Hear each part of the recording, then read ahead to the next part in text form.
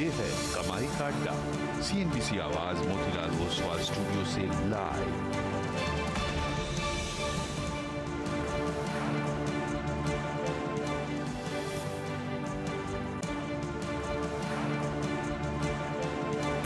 नमस्कार, आप देख रहे हैं CNBC आवाज पर एक खास पेशकश क्लोजिंग की तैयारी और यह है CNBC आवाज मोतीलाल ओसवाल स्टूडियोज।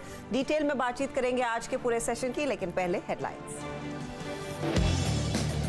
8 दिनों की जोरदार तेजी के बाद आज निफ्टी में थोड़ी सुस्ती। आईटी शेयरों ने बिगाड़ा मूड, लेकिन बैंक निफ्टी में रफ्तार कायम। इस हफ्ते निफ्टी 1% तो बैंक निफ्टी 2% दौड़ा।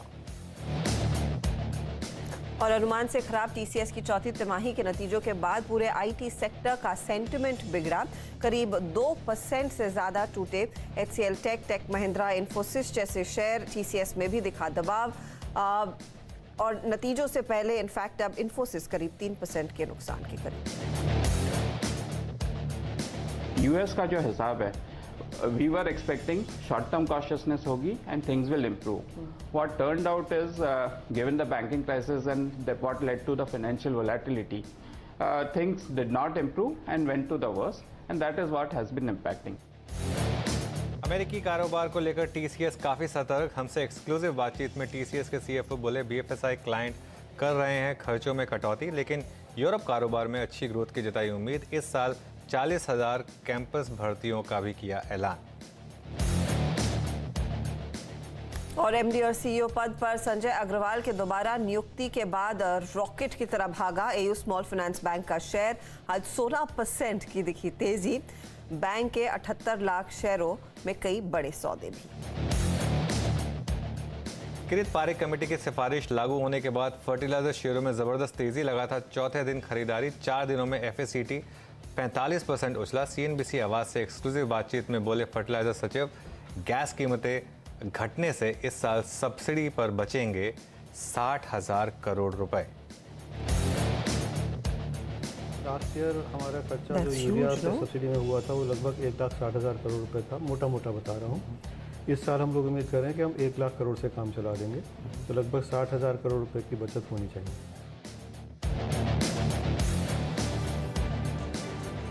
चलिए, हफ्ते का आखिरी कारोबारी दिन और लॉन्ग वीकेंड आने वाला है, तो उसकी तैयारी करेंगे। और आप देख रहे हैं कमाई का अड्डा। मेरे साथ अनुज सिंघल और हर्षतर और वीरेन जुड़ेंगे दिल्ली से। और एक थर्सडे को अगर वीकेंड आ जाए तो थोड़ी सी एक अलग वैसी चीयर होता है, और आज ऑब्वियसली वो चीयर मार्केट में। और मार्केट में देखिए आज हर्षता, अगर जो लोग हमारे साथ सुबह जुड़े होंगे उन्होंने भरपूर मुनाफा कमाया होगा, क्योंकि आज एकदम सेम बिल्कुल ऑलमोस्ट जैसे आज स्क्रिप्ट सुबह लिख दी गई थी कि IT स्टॉक्स में प्रॉब्लम आएगी, सेल ऑन रैली होगा, और वो शायद बैंक निफ्टी को नेगेट करेगा, लेकिन बैंक निफ्टी अपनी अलग चाल चलेगा। और इनफैक्ट अगर आप देखें तो आज निफ्टी के जो टॉप 5 लूजर्स हैं वो सारे के सारे IT स्टॉक्स। तो बेसिकली उसने थोड़ा सा सेंटिमेंट ज़रूर ख़राब किया, लेकिन बैंक निफ्टी ज़बरदस्त रैली में, और अब 41,800 के पार, अपनी लास्ट रिमेनिंग रेजिस्टेंस के पार 42,000 की तरफ अग्रसर। और मेरे लिए तो फिर बड़ा सवाल यही है कि क्या अब निफ्टी बिना IT के सपोर्ट के चल सकता है। हालांकि IT में भी काफ़ी हद तक आज पॉइजन काफ़ी प्राइस इन हो गया होगा, लेकिन अगर ये स्टॉक्स अंडर परफॉर्म करते हैं तो क्या यहाँ से फिर भी मार्केट ऑल टाइम हाई की तरफ बढ़ेगा। बैंक निफ्टी तो खैर मेरा व्यू रहा है कि बढ़ेगा, निफ्टी पर क्या और कहाँ से सपोर्ट मिलेगा ये देखेंगे, लेकिन बुल मार्केट में अपने आप वो सपोर्ट आ ही जाते हैं। फिलहाल बैंक निफ्टी देखकर एंजॉय कर लीजिए न्यू इंट्राडे हाईज। जी हाँ, बहुत ही बढ़िया रैली देखने को मिली है निफ्टी बैंक ने। और निफ्टी बैंक ऐसे कह रहा है कि मुझे कुछ फर्क नहीं पड़ता कि TCS हो जिसने बहुत खराब कमेंट्री दी हो, इन्फोसिस के नतीजे कैसे आएंगे, हम तेजी में हैं और तेजी की कमान हमारे हवाले ही है इस समय। ऐसे में अभी क्लियरली 42,000 के काफी हम करीब हैं।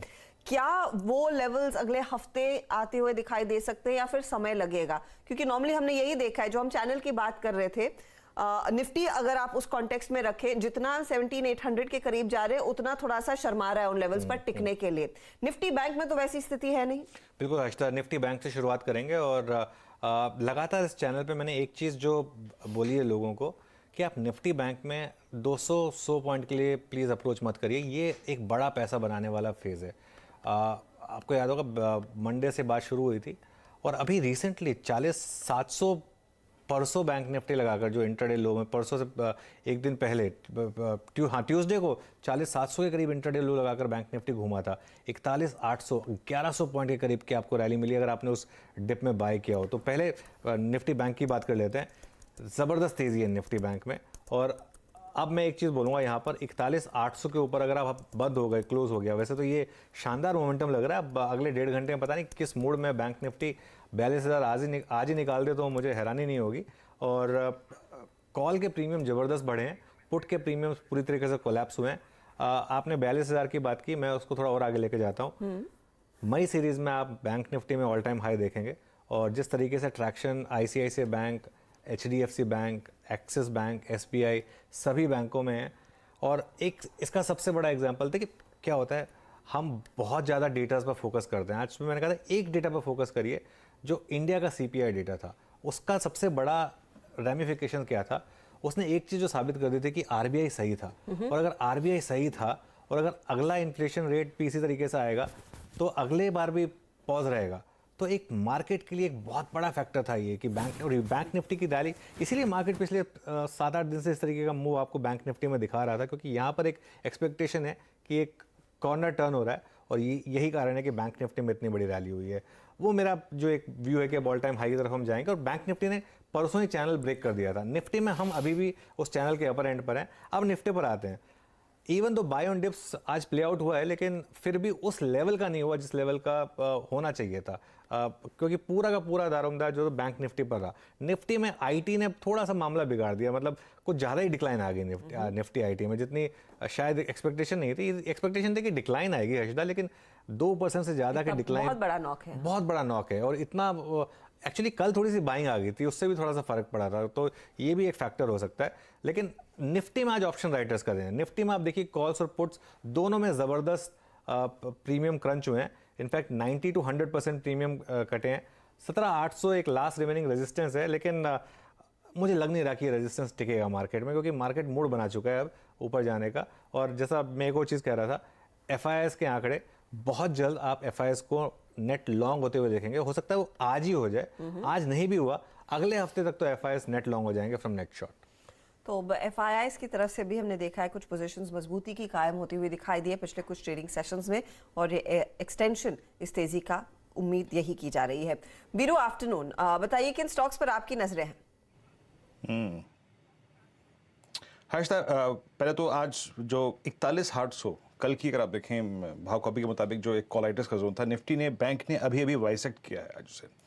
और ये पूरा का पूरा पिछले 10 मिनटों का, जब आप बातचीत कर रही थी अनुज से और इनफैक्ट हम जब अपीयर हो रहे थे इस कार्यक्रम में, 2 स्टॉक फ्यूचर्स ने काफ़ी स्ट्रॉन्ग बिल्डअप दिखा है पिछले 20 मिनटों में, and that's ICICI bank and Kotak Mahindra bank. दोनों ही स्टॉक फ्यूचर्स डे हाई पर हैं। और मैं ICICI बैंक की 900 की कॉल में हरकत और कुछ आई थिंक प्रीमियम्स बढ़ना और OI का शेड होना देख रहा हूँ। तो ICICI बैंक और कोटक बैंक इस थोड़ी सी एक्सपायरी का जो सेटअप है, स्पेशली फॉर 41,800 की कॉलाइटर्स के लिए, वो चेंज हो रहा है थोड़ा सा। वो बैकफुट पे आ रहे हैं और 41,800 के ऊपर bank Nifty, thanks to ICICI bank and Kotak Mahindra bank. ये 2 स्टॉक्स काफ़ी अच्छा डिलीवर कर रहे थे, जिसमें आयशर मोटर्स था, एस्कॉट्स और TVS मोटर्स। TVS मोटर्स में करीब 5%, एस्कॉट्स में लगभग 10% और आयशर मोटर्स में लगभग 4% का बिल्डअप था। काफ़ी स्ट्रॉन्ग बिल्डअप था। बैंकिंग में AU small finance bank, although ये काफ़ी हद तक न्यूज़ ड्रिवन था और यहाँ पे करीब 41% का बिल्डअप है। और इंडसइंड बैंक, इस कोटक और इस आई थिंक ICICI बैंक के एक्शन के शुरू होने से पहले जो अच्छा ओवल्यूशन था वो इंडसइंड बैंक में था। और टेक्नोलॉजी स्पेस में आज इसमें कोई राय नहीं है कि शॉर्टिंग हुई है, और जैसे कहते हैं बहुत तहजीब से बड़े पैमाने की शॉर्टिंग हुई है। कोफोर्ज 13.4%, इन्फोसिस 17%, LTI माइंडट्री करीब 20% और HCL टेक्नोलॉजीज करीब 11%। हर्षदा, IT में ह्यूज शॉर्टिंग। हर्षदा, इनफैक्ट और कमेंट्री भी TCS ने ऐसी दी जिसके चलते हमने देखा IT में काफी ज्यादा पेन बनता हुआ दिखाई दिया। चलिए आपके लिए कुछ ट्रेंडिंग काउंटर्स लेकर आते हैं, फिर इन स्टॉक्स पर डिटेल में चर्चा भी करना शुरू करेंगे। तो आज क्लियरली बैंक्स विनिंग साइड पर है और IT लूजिंग साइड पर है, वो डिफरेंट स्टॉक है। लेकिन इस समय तेजी वाले काउंटर्स में आप देखिएगा बैंकों के बियॉन्ड भी कुछ खरीदारी हुई है। उसमें अपोलो हॉस्पिटल आज फिर अपनी चाल को बेहतर करता हुआ 2.5% ऊपर, ओएनजीसी आधे % के गेंस दिखा रहा है, ये ब्रिटानिया भी बहुत माइल्ड गेंस दिखा रहा है। इंडिया मार्ट देखिए, कल इसका हम दोपहर में भी उल्लेख कर रहे थे, 1-1.25% तक की तेजी बनती हुई दिखाई दे रही है। तो बहुत माइल्ड गेंस वाले काउंटर्स हुए हैं ओएनजीसी और ब्रिटानिया। लेकिन दूसरे कुछ काउंटर्स देखिए जहां पर दबाव है, तो कल की तेजी आज थोड़ी सी मुनाफा वसूली दिखा रही है। डीवीज कल 9% भागा था, आज 1% डाउन है, इतना भी टूटा नहीं है। लॉरेस लैब्स में भी हल्की सी प्रॉफिट बुकिंग, एचपीसीएल और साथ ही साथ डॉक्टर रेड्डीज में भी हमने देखा थोड़ी बहुत प्रॉफिट बुकिंग देखने को मिली है। तो फार्मा कंपनियों में क्लियरली कुछ हल्की मुनाफा वसूली देखने को मिल रही है, लेकिन आईटी काउंटर्स में डर यही है कि कुछ शॉर्ट की पोजीशंस लोग लेते हुए दिखाई दे रहे हैं। चलिए हमारे जानकारों को अब जोड़ना शुरू करते हैं। पैनल पर अपनी राय देने के लिए आज फंडामेंटल्स पर हमारे साथ जुड़ रहे हैं आशीष महेश्वरी अरिहंत कैपिटल के। इसके अलावा प्रकाश गाबा, मानस जायसवाल, आशीष चतुर्मोता, प्रशांत सावंत और अमित सेठ, ये सब मिलकर आपको बताएंगे आपकी क्या तकनीकी स्ट्रैटेजी होनी चाहिए एक लॉन्ग वीकेंड से पहले। और ऑफ कोर्स अब रिजल्ट सीजन का और भी पिकअप होता हुआ दिखाई देगा, क्योंकि इन्फी आज शाम को और परसों आएंगे एचडीएफसी बैंक के नतीजे। 2:25 पर राजेश पालविया को जोड़ेंगे और फोकस रहेगा इन्फोसिस के ट्रेड पर। कल आपको याद होगा टीसीएस पर एक ऑप्शन ट्रेड इन्होंने सुझाया था और उसमें काफ़ी अच्छे रिटर्न्स बनते दिखाई दिए। आज इनकी नज़र इन्फोसिस पर है। फिर 2:30 बजे एचडीएफसी बैंक रेडार पर रखेंगे, आशीष को जोड़ेंगे, बताएंगे क्या एक्सपेक्टेड है मार्केट से। और ऑफ कोर्स 2:35 पर सुमित हमारे साथ जुड़ने वाले हैं और ये बताएंगे कि मार्च के महीने में म्यूचुअल फंड्स के रेडार पर क्या क्या स्टॉक्स आए, कहां पर उनका पैसा लगा है।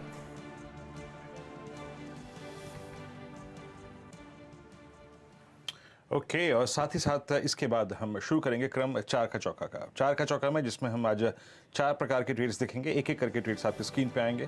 पहला सस्ता ऑप्शन ट्रेड आज प्रशांत सावंत जी के सौजन्य से आएगा। एफएनओ सुपरस्टार मानस जायसवाल जी के सौजन्य से, उसके बाद 4 का चमत्कार आशीष चतुर्मोता और साथ ही साथ मिड कैप फंडा आज आशीष महेश्वरी जी के सौजन्य से आएगा। आज बिग मार्केट वॉइसेस की कड़ी में गुरमीत चड्डा और उसके बाद 3:10 पे डीनी रूम चेक और साथ ही साथ 3:10 पर हम यूएस फ्यूचर्स के साथ साथ जो बीटीएससी ट्रेड्स हैं जिनको कैरी करना है हमें सोमवार के लिए एक इस एक्सटेंडेड वीकेंड के बाद उन पे करेंगे चर्चा इस खास सेगमेंट में बीटीएससी ट्रेड्स। अनुज बिल्कुल, अब अपने एक्सपर्ट्स को जोड़ना शुरू करते हैं और कॉल्स लेते हैं।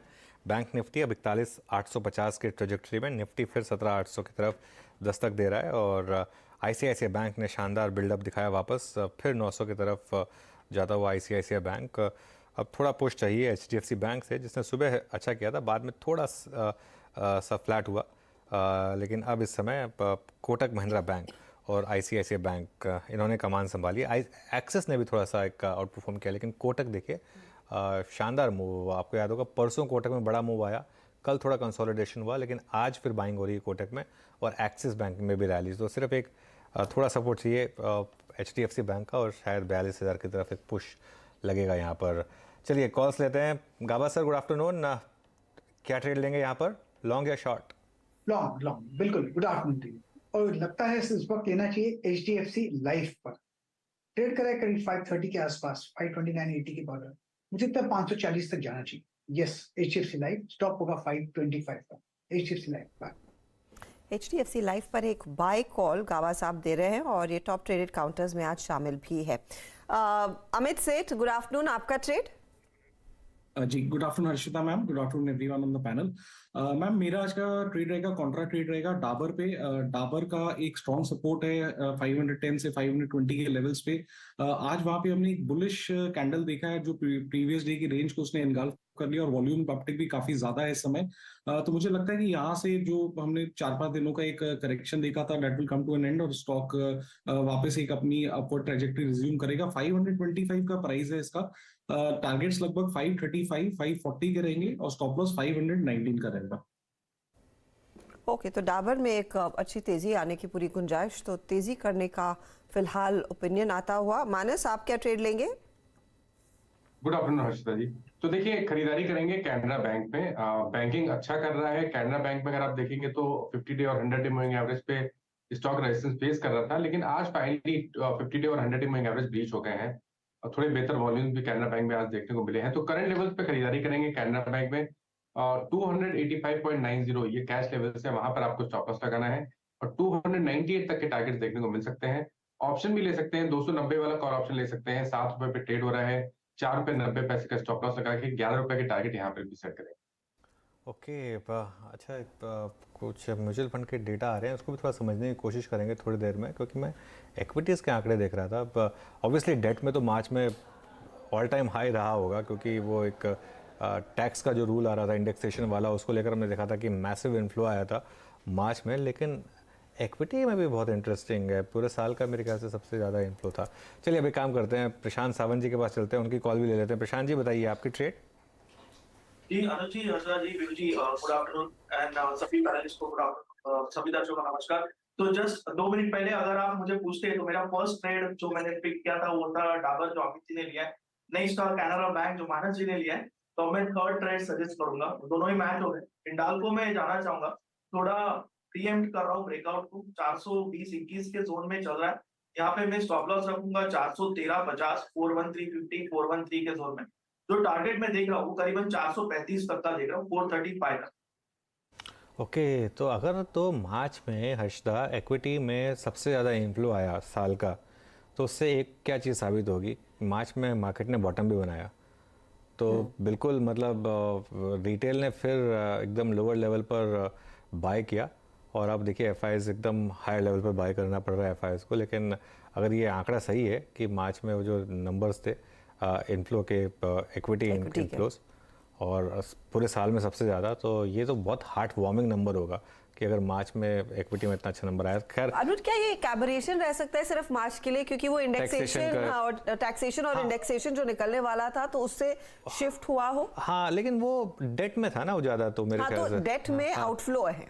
डेट में आप देखिए करीब 56,000 करोड़ का आउटफ्लो है।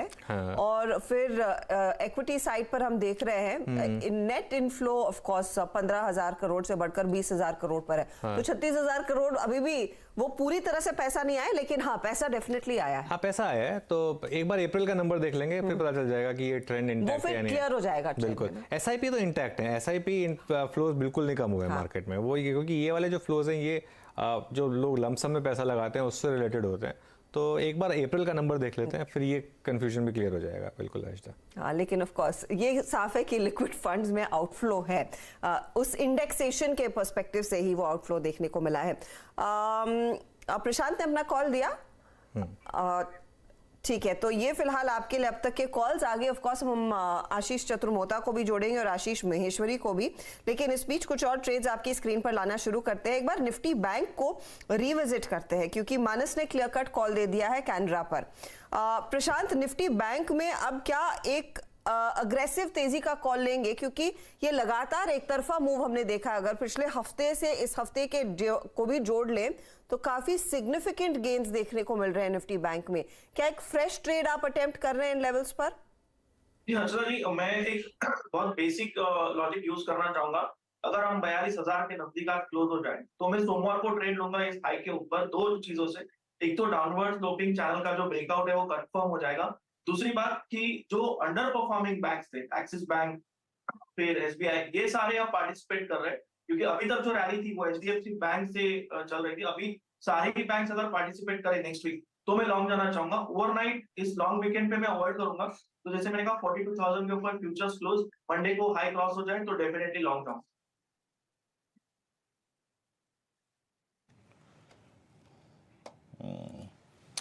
चलिए इस बीच निफ्टी बैंक डे हाई पर और एक दो स्टॉक फ्यूचर्स कॉल देख लेते हैं जो कि ठीक कर रहे हैं। आपकी स्क्रीन पे एक बार गोदरेज प्रॉपर्टीज लेके आइएगा। दोपहर में भी इस स्टॉक को डिस्कस किया था हमने आज, और आपकी स्क्रीन पे इस वक्त गोदरेज प्रॉपर्टीज करीब 1283। मानस, सुबह डिस्कशन हमारा हुआ था एक लंबे अंतराल के बाद, 1 फरवरी 2022 के बाद इसने अपना 200 में बाइसेक्ट किया। अब आपका टेक यहाँ पे, यहाँ से अगला कोई कॉल ऑप्शन पकड़ना चाहेंगे आप, और जिसको कैरी करना चाहें आप गोदरेज प्रॉपर्टीज में, क्योंकि ये एक छोटा मोटा नहीं, लगभग 1.25 साल का ब्रेकआउट है। तो देखिए पिछले करीब 4-5 दिनों में हमने काफी बढ़िया rally, V shape recovery actually देखी है। लेकिन आज का मूव इसलिए इंपॉर्टेंट है कि 200 मूविंग एवरेज ब्रीच हुआ है। तो आज के मूव के बाद भी मेरा समझना है कि अभी भी करीब 80-90 रुपए का मूव बाकी है गोदरेज प्रॉपर्टीज में। और कैश या फ्यूचर में नहीं, ऑप्शन में ही ट्रेड लेना बेहतर स्ट्रेटेजी रहेगी, क्योंकि हमने ऑलरेडी एक मूव देख लिया है।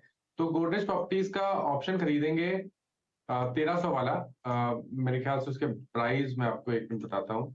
तो गोदरेज प्रॉपर्टीज का 1300 का कॉल ऑप्शन 22 रुपए पे ट्रेड हो रहा है, वहां पर खरीदारी करेंगे।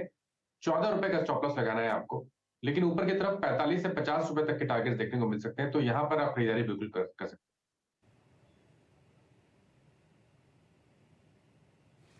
गोदरेज प्रॉपर्टीज की अगर आप देखें 1300 की कॉल 22 रुपए में ट्रेड कर रही है। इस पर थोड़ा सा आप जोर आजमा सकते हैं। स्टॉक डे हाई पर है और पिछले 5 दिन के एक वर्टिकल राइज के बाद अब इस वक्त 1284 ये प्राइस लास्ट टाइम 21 दिसंबर 2022 को देखा गया था। बैंक निफ्टी नया इंट्राडे हाई इस वक्त सिर्फ स्क्रीन पे बैंक्स और रेट सेंसिटिव चलते हुए। गोदरेज प्रॉपर्टीज की बात हमने करी, SBI लाइफ का इस जिक्र इस कार्यक्रम में एक बार हो चुका है। एक बार एक स्टॉक और लेके आइए जो कि एक अच्छे ब्रेकआउट के लिए तैयार हो रहा है। Let's take Apollo hospitals. ये प्रकाश सर की सुबह कॉल थी। प्रकाश सर, मुझे याद अच्छी तरह सुबह मार्केट ओपनिंग के बाद आपकी पहली कॉल थी अपोलो हॉस्पिटल्स। इस बार इसकी ये कैंडल थोड़ी कॉन्फिडेंस वाली है। आपको याद होगा लास्ट टाइम 9 मार्च को और एंटायर मार्च में मल्टीपल अटेम्प्ट थे इस जोन में, लेकिन अगले दिन कोलैप्स हो गया था। ये कैरी करना बनता है सर प्रकाश सर? बिल्कुल कहना चाहिए, क्योंकि सेकंड अटेम्प्ट है on a higher time frame पर अपमूव का अपोलो हॉस्पिटल में, और इस बार लगता है 4600 की तैयारी कर रहा है, ट्रेड कर रहा है 4434 तो पहला टारगेट 4500 लेकिन रहेगा, लेकिन हमको ध्यान देना चाहिए 4600 की तरफ, वहां तक जरूर चला जाएगा, मैटर ऑफ टाइम। इतना है कि थोड़ा स्टॉप डीप होगा, इसलिए मैं कहूंगा कि ऑप्शंस पे ना करें, लेकिन अगर डिलीवरी में कर लें तो अच्छा रहेगा। स्टॉप होगा 4300 का। यस, अपोलो हॉस्पिटल अच्छा लगता है। ये हश्ता 41,900 आ गया है ऑलमोस्ट। और एक बार HDFC बैंक ले आइए जरा इंट्राडे, और अब ये आ गया है ग्रीन में स्टॉक। पिछले 5 मिनटों में थोड़ा जो सहारा मैं उम्मीद कर रहा था कि यहाँ से मिल जाए वो आया। और ICICI बैंक एक बार लेकर आई। ICICI बैंक भी अब 900 को दस्तक दे रहा है।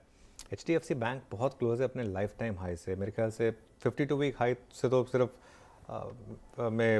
10-12 रुपये रह गए होंगे। लाइफ टाइम हाई में भी मेरे ख्याल से 50-60 रुपये का ही फ़र्क रह गया है, और ये एक बहुत ज़बरदस्त मूव होगा। और जो मैं सुबह एक आशीष को एक्सप्लेन कर रहा था, एक जो मेरी चर्चा में निकल कर आ रही है फंड मैनेजर से बात की, बहुत बड़ा HDFC बैंक ने डिपॉजिट मोबिलाइज़ किया मार्च में, लो कॉस्ट डिपॉजिट, और वो काफ़ी हेल्प करेगा बैंक को आगे जाते हुए। और अगर specially interest rate cycle turn हुई तो बहुत बड़ा फैक्टर आएगा। 1687 पर स्टॉक इस समय, 52 वीक हाई था इसका 1702 का, जो इसने साल के शुरू में ही लगाया था 24 तारीख को 2023 को। ऑल टाइम हाई मेरे ख्याल से इसका शायद लास्ट ईयर था। अंडर परफॉर्म किया इसने 3 साल से, ऑलमोस्ट यही हाईज रहे हैं इसके, लेकिन बहुत टाइम के बाद एक ब्रेक करने की तैयारी। और अब 41,907। एक बार जरा वो बैंक निफ्टी की 42,000 की कॉल देखते हैं, कहाँ पर ट्रेड कर रही है इस समय। मेरे ख्याल से 15 रुपये पर है ये 42,000 की आज की कॉल। अगेन सिर्फ मॉनिटर करने के लिए कह रहा हूँ इसको, देखते हैं, क्योंकि अभी 1 घंटे से ऊपर बाकी है यहाँ पर, और 16 रुपये 30 पैसे पर इस समय। प्रशांत जी, HDFC बैंक पर कोई पोजिशनल कॉल लिया जा सकता है? जी अनुज, डेफिनेटली बहुत ज्यादा स्ट्रेंथ दिखाई है स्टॉक ने, और अगर अभी हम देखें तो हम ऑलमोस्ट 1690 के आसपास है।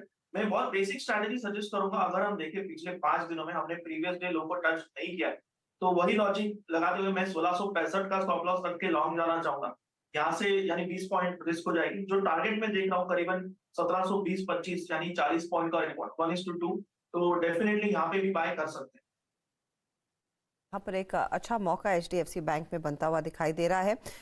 एक्सिस में भी आप देखिएगा एक और जोर आजमाइश हो रही है तेजी की 857 के लेवल्स पर। ऑफ कोर्स ICICI बैंक अपनी बहुत स्ट्रॉन्ग ट्रैजेक्टरी में है, लेकिन अमित, क्या आप एक्सिस में भी एक तेजी का ट्रेड लेकर चलेंगे? क्योंकि देखिए फ्राइडे तो छुट्टी है, लेकिन सैटरडे को साफ हो जाएगा कि जो या ट्रेंड सेट हो जाएगा बैंकिंग नंबर्स का और स्पेशली निजी बैंकों का। और अगर HDFC बैंक उम्मीद से बेहतर डिलीवर करता है तो फिर और भी उम्मीद आएगी कि ICICI बेटर करेगा, और ऑफ कोर्स एक्सिस भी कोशिश करेगा उन नंबर्स को अचीव करने की। आप क्या पोजीशनिंग रखना चाहेंगे over a long weekend, specially जहां HDFC के नंबर्स परसों आने वाले हैं, एक्सिस और ICICI जैसे स्टॉक्स में? जी हर्षिता मैम, आईसीआईसीआई बैंक में तो सुबेरे बुलिश व्यू दिया था, तो वहां तो clearly it's a very good chart. और एक्सिस बैंक की जहां तक बात है, हम ये देख रहे हैं कि स्टॉक एक रेंज में फंसा हुआ, नीचे 840 और ऊपर 870 के आसपास इस पे सेलिंग आ जाती है। बट आज की अगर कैंडल देखें और उसका लोअर विक देखें एक्सिस बैंक का, तो मुझे स्ट्रक्चर एक प्रीएम्प्ट किया जा सकता है, क्योंकि हमारे ऊपर इसके ऊपर है 50 डे और 100 डे एक्सपोनेंशियल मूविंग एवरेज लगभग 860 के आसपास एक्सिस बैंक में। लेकिन एक लॉन्ग की पोजीशन बनाई जा सकती है। स्टॉप लॉस उसका 1% का रखूंगा, लगभग 849 का, और मुझे लगता है कि इसमें भी हम आने वाले दिनों में 875 से 880 के लेवल्स एक्सिस बैंक में हम देख सकते हैं। चलिए सारी बात स्ट्रेंथ की होगी, थोड़ी वीकनेस की बात भी कर लेते हैं। एलटीआई माइंट्री करीब करीब 4% नीचे। एलटीआई माइंट्री में आज नेगेटिव न्यूज़ भी था, apart from of course sectoral headwind के अलावा। उसके अलावा परसिस्टेंट सिस्टम्स 4% नीचे। परसिस्टेंट आपको याद होगा लास्ट क्वार्टर के बाद मिड कैप आईटी में जो सबसे बड़ी रैली आई थी वो परसिस्टेंट में आई थी, गुड नंबर्स के बाद। अब ये स्टॉक काफ़ी करेक्ट हो चुका है और 4387 पर। एम्फेसिस जहाँ पर बैंकिंग में सबसे बड़ा एक्सपोजर मिड कैप आईटी में है, तो वो एम्फेसिस में है। बिरला सॉफ्ट यहाँ पर डिक्लाइन। बाकी टेक महिंद्रा काफ़ी ऐसे स्टॉक्स हैं जहाँ पर आपको डिक्लाइन दिखाई देगी। लॉरस लैब्स में आज अच्छी करेक्शन, कल की बड़ी रैली के बाद। कल की रैली शायद थोड़ी आउटसाइज हो गई थी। आज सुबह मैं एक नोट पढ़ रहा था, यतिन ने भी शेयर किया था वो, कि शायद जो नंबर्स थे वो इतने अच्छे नहीं थे। लेकिन आज का स्टॉक ऑफ द डे तो रहा है clearly AU small finance bank. Harshita, ये जो न्यूज़ कल आई थी तब मतलब मुझे अंदाजा था कि ये स्टॉक ऑफ द डे होगा, लेकिन इतना आई वाज़न्ट एक्सपेक्टिंग कि 16% भाग जाएगा। 16% भाग जाएगा। नहीं, वो कई लोग पूछ रहे हैं आज, क्योंकि यूट्यूब लाइव पे भी कई लोगों ने पूछा कि इतना क्यों भाग गया स्टॉक। देखिए इसको आप इस तरीके से समझिए, इंडसइंड बैंक के केस में शायद 2 साल का एक्सटेंशन मिला, और एयू स्मॉल फाइनेंस के केस में 3 साल का वो मिला, एक्सटेंशन मिला। येस बैंक का मामला याद होगा आपको, जहाँ से सारा मामला शुरू हुआ था, एक सीईओ का एक्सटेंशन या नहीं का मिलना या नहीं मिलना। आरबीआई ने जब राणा कपूर का एक्सटेंशन नहीं किया था तब लोगों को लगा कि क्या कुछ गड़बड़ है बैंक में, और उसके बाद फिर निकल के आया कि कुछ नहीं, बहुत गड़बड़ थी, और बैंक मोरेटोरियम में भी चला गया था उसके बाद। AU small finance bank again जो स्मॉल फाइनेंस बैंक कैटेगरी में है, 3 साल का एक्सटेंशन मिलना मतलब ये आरबीआई का एक अप्रूवल है, एक स्टैम्प ऑफ अप्रूवल है कि बैंक में सब कुछ ठीक है। इसको इस तरीके से देखें, ये इसलिए ये स्टॉक इतना भागा है। और जो लोग पूछ रहे हैं कि इतना क्यों भाग गया, 16% ऑब्वियसली थोड़ा आउटसाइज हो गया, लेकिन ठीक है, मार्केट भी इस तरीके का है, थोड़ा बुल मार्केट चल रहा है, बैंकों में जोश है, पॉजिटिव न्यूज़ आ गई, बस सब वहाँ पर आ गए, और इसीलिए ये आज इस तरीके का शानदार मूव आपको एयू स्मॉल फाइनेंस में आज इसीलिए देखने को मिला। तो बहुत ही इंटरेस्टिंग मूव। मानस, इस पर कोई ट्रेड है क्या? क्योंकि ऑफ कोर्स ये आप कह सकते हैं एकदम स्टेडियम के बाहर हिट किया है इसने, लेकिन मौका है अब पकड़ने का। तो थोड़ा रिस्क है। देखिए अब इसमें कोई डाउट नहीं कि यहाँ पर एक बड़ा रिवर्सल देखने को मिला है, और आप बिल्कुल उम्मीद कर सकते हैं कि 725 तक के स्तर भी देखने को मिल जाएंगे। लेकिन करंट लेवल्स पे खरीदारी करेंगे तो आपको स्टॉप लॉस डीप रखना पड़ेगा 630 का। तो मेरी राय में कभी कोई गिरावट देखने को मिले, 660 के आसपास स्टॉक आए, तब 630 के स्टॉप लॉस से आप खरीदारी कर सकते हैं। ओके, चलिए अब एक काम करते हैं। कल राजेश पालवे जी ने इस शो पर टीसीएस पर एक दमदार ऑप्शन स्ट्रैटेजी सजेस्ट की थी। टीसीएस पर, अब उसको मैं स्ट्रैटेजी का नाम नहीं लेता हूँ, एक स्ट्रैटेजी सजेस्ट की थी बहुत अच्छी, और जिसमें अच्छा एक मुनाफा मिला था। और अब वो जो पैसा आपने बनाया है, अब आप सोच रहे हैं कि उसको अब इन्फोसिस में लगा दें ऐसी सेम स्ट्रैटेजी। तो राजेश जी, जैसे कहते हैं ना, you are victim of your own success. अब आपने कल एक अच्छी स्ट्रैटेजी बताई टीसीएस पर, अब आपके ऊपर दारोमदार है इन्फोसिस पर भी एक दमदार स्ट्रैटेजी बनाने का। बताइए क्या स्ट्रैटेजी होगी? गुड आफ्टरनून अनुज जी। सो देखिए, स्ट्रेटेजी जो प्लान करी है, वो जो कल मुनाफे बनाए हैं, वो स्ट्रेटेजी में उतना ही हम रिस्क लेके ये स्ट्रेटेजी को डिप्लॉय करेंगे। ऑलमोस्ट अगर हम देखें ड्यूरिंग द डे, वो स्ट्रेटेजी को अगर आज क्लोज करते हैं टीसीएस की, तो 4500 मैक्सिमम प्रॉफिट था। ऑलमोस्ट 28 पॉइंट हमने जो प्रीमियम हमने कल जो पॉकेट करी थी 95 रुपीज की, वो आज हमें 28 रुपीज का प्रॉफिट आज के सेशन में देते हुए दिख रही। तो उतनी ही रिस्क लेके हम आज स्ट्रेटेजी डिप्लॉय करेंगे। तो इन्फोसिस की जो स्ट्रेटेजी, उसमें हमने जो रिस्क पैरामीटर रखे हैं, उसमें करीब 4000 रुपए का मैक्सिमम रिस्क रहेगा। अब ये स्ट्रेटेजी में हमने रेशियो स्प्रेड स्ट्रेटेजी बनाई, क्योंकि व्यू हमारा इन्फोसिस पे नेगेटिव है। इन्फोसिस के अगर ओवरऑल डेटा सेटअप को हम एनालाइज करें, टेक्निकल सेटअप एनालाइज करें, तो हमें लगता है इन्फोसिस में यहाँ से एक डाउन मूव यहाँ से एक्सपेक्टेड है। तो इस स्ट्रेटेजी को इनिशिएट करने के लिए हमने रेशियो स्प्रेड बनाया, पुट रेशियो स्प्रेड। तो यहाँ पे हम 1400 की स्ट्राइक का पुट ऑप्शन बाय करने की सलाह देंगे, जो कि अभी ट्रेड कर रहा है 32-33 की रेंज में, ये बाय करेंगे। और उसके सामने हम 1360 की स्ट्राइक का पुट सेल करेंगे जो कि ट्रेड कर रहा है करीब 16 रुपीज में। और इस कॉस्ट को और कम करने के लिए हम यहाँ पे 1300 का पुट जो कि extreme out of the money put है उसको भी बेचेंगे। तो 3 लेग स्ट्रेटेजी है, कल 4 लेग स्ट्रेटेजी थी, अब 3 लेग स्ट्रेटेजी, वो 6 रुपए के आसपास बिकेगा। तो टोटल आपका जो आउटफ्लो रहेगा स्ट्रेटेजी का वो रहेगा 10 रुपए का। तो आपकी maximum risk lot size 400 multiply by 10 तो 4000 की मैक्सिमम रिस्क है। इस स्ट्रेटेजी में प्रॉफिट जो रहेगी रेंज वो रिस्क स्टार्ट 1260 के नीचे।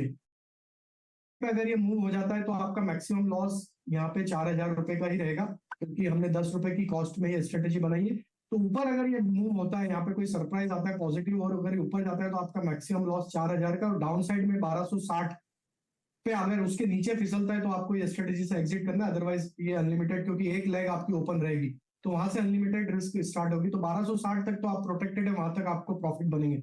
तो ये 4000 रुपीज की मैक्सिमम लॉस की स्ट्रेटेजी के हिसाब से हमने ये स्ट्रेटेजी प्लान की, और हमें लगता है इन्फोसिस में एक करेक्शन यहाँ पे देखने को मिलेगा रिजल्ट के बाद। ओके, तो इन्फोसिस में करेक्शन देखने को मिल सकता है रिजल्ट के बाद। इन्फी की 1400 की पुट आप खरीदे और साथ ही 1360 की पुट आप बेचेंगे और 1300 की भी पुट बेचेंगे। ये फिलहाल आपके लिए एक स्ट्रैटेजी आई है। याद रखिएगा इन्फोसिस के नतीजे आज शाम 4:15 बजे के आसपास आ जाएंगे और डॉलर रेवेन्यू में ज़्यादा कुछ नहीं, 1.3% की ही बढ़त की अनुमान यहाँ पर जताई जा रही है। कांस्टेंट करेंसी टर्म्स में कंपनी 0.4 to 0.45% तक की ग्रोथ दिखा सकती है। स्पेशली कल जो टीसीएस ने किया है उसके सामने मार्केट और भी थोड़ा सा सतर्क हो गया है कि क्या इन्फोसिस के लिए भी सिचुएशन बिगड़ती हुई दिखाई देगी। और अगर 1% के नीचे की यहाँ पर ये कांस्टेंट करेंसी ग्रोथ आती है तो ऑफकोर्स ये FY21 के बाद वर्स्ट परफॉर्मेंस रहेगी कांस्टेंट करेंसी ग्रोथ में। लेकिन ये जो सीसी ग्रोथ का आंकड़ा है नानुज, कल जब हम टीसीएस की बात कर रहे थे 1% एक्सपेक्टेड था, कंपनी ने डिलीवर किया 0.6%, तो तब लग रहा था चलिए 40 बेसिस पॉइंट कम आया है तो ठीक है। लेकिन उसके बाद जब मैनेजमेंट से डिटेल में आज हमने बातचीत की है, उन्होंने कल प्रेस कॉन्फ्रेंस में ये साफ कहा था कि ये परफॉर्मेंस Q4 की हमारी उम्मीद पर खरी नहीं उतरी, हम इससे बेहतर एक्सपेक्ट कर रहे थे। तो उनसे जब वो सवाल पूछा गया इवेंचुअली कि आपकी क्या एक्सपेक्टेशन थी, तो उन्होंने कहा कांस्टेंट करेंसी बेसिस में 1.5 से 2% की ग्रोथ एक्सपेक्ट कर रहे थे और इवेंचुअली डिलीवर हुआ है 0.6%। और ये बेसिकली हुआ है क्योंकि जैन फेब में पूरी तरह से सेंटिमेंट बिगड़ गया। करेक्ट। अब पहले से ही टीसीएस ने ये साफ कह दिया है कि situation is not good, BFSI में बहुत सारे डिलेज हो रहे हैं। अब इन्फोसिस जो नॉर्मली कंजर्वेटिव रहता है वो क्या करेगा उसको लेकर मुझे लग रहा है आज और भी लोग एंग्शियस हैं। नॉर्मली क्यूरियस रहते हैं लेकिन आज एंग्जाइटी बढ़ गई है। मैं एक चीज़ कहूँगा, एक तो आपने जैसे बोला कि इन्फोसिस थोड़ा सा वैसे ही कॉशियस रहता है और थोड़ा सा अंडर प्रॉमिस और ओवर डिलीवरी वाली मैनेजमेंट वापस आ गई है यहाँ पर। और इस साल क्योंकि वो पूरे साल की भी गाइडेंस देंगे, टीसीएस गाइडेंस नहीं देता है, इन्फोसिस गाइडेंस देता है। एक चीज़ मैं कहूँगा, मैंने अक्सर देखा है कि टीसीएस को लेकर अगर आप कई बार इन्फोसिस में सेम डायरेक्शन कॉल लेते हैं वो कई बार गलत पड़ जाती है। और इन्फोसिस ऑलरेडी 52 वीक लो के काफ़ी करीब है और वैल्यूएशन वाइज काफ़ी कंफर्ट जोन में आ गया। अनलेस इन्फोसिस कोई शॉकर डिलीवर करे हर्षदा, जो बिल्कुल आके बोल दे कि ग्रोथ खत्म हो रही है, कुछ दिख ही नहीं रहा है हमको, अनलेस ऐसा कुछ डिलीवर कर दे इन्फोसिस, तो मुझे लगता नहीं कि कोई बहुत ज़्यादा गिरावट आनी चाहिए इन्फोसिस में।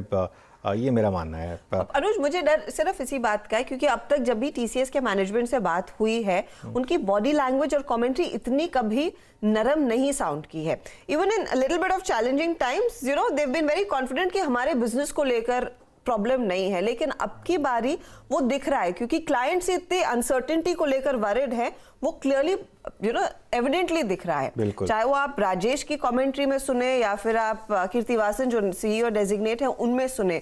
अब आई लाइक टू सी कि वो सलिल और बाकी टीम में कितना दिखता है। बिल्कुल। और देखिए फिर वही बात है, अल्टीमेटली तभी आपको प्राइस भी ऐसे मिल रहे हैं क्योंकि अगर सेंटिमेंट इतना अच्छा होता तो प्राइस नहीं ऐसे नहीं होते ना। तो ये एक क्लियरली प्राइस वर्सेस सेंटिमेंट है।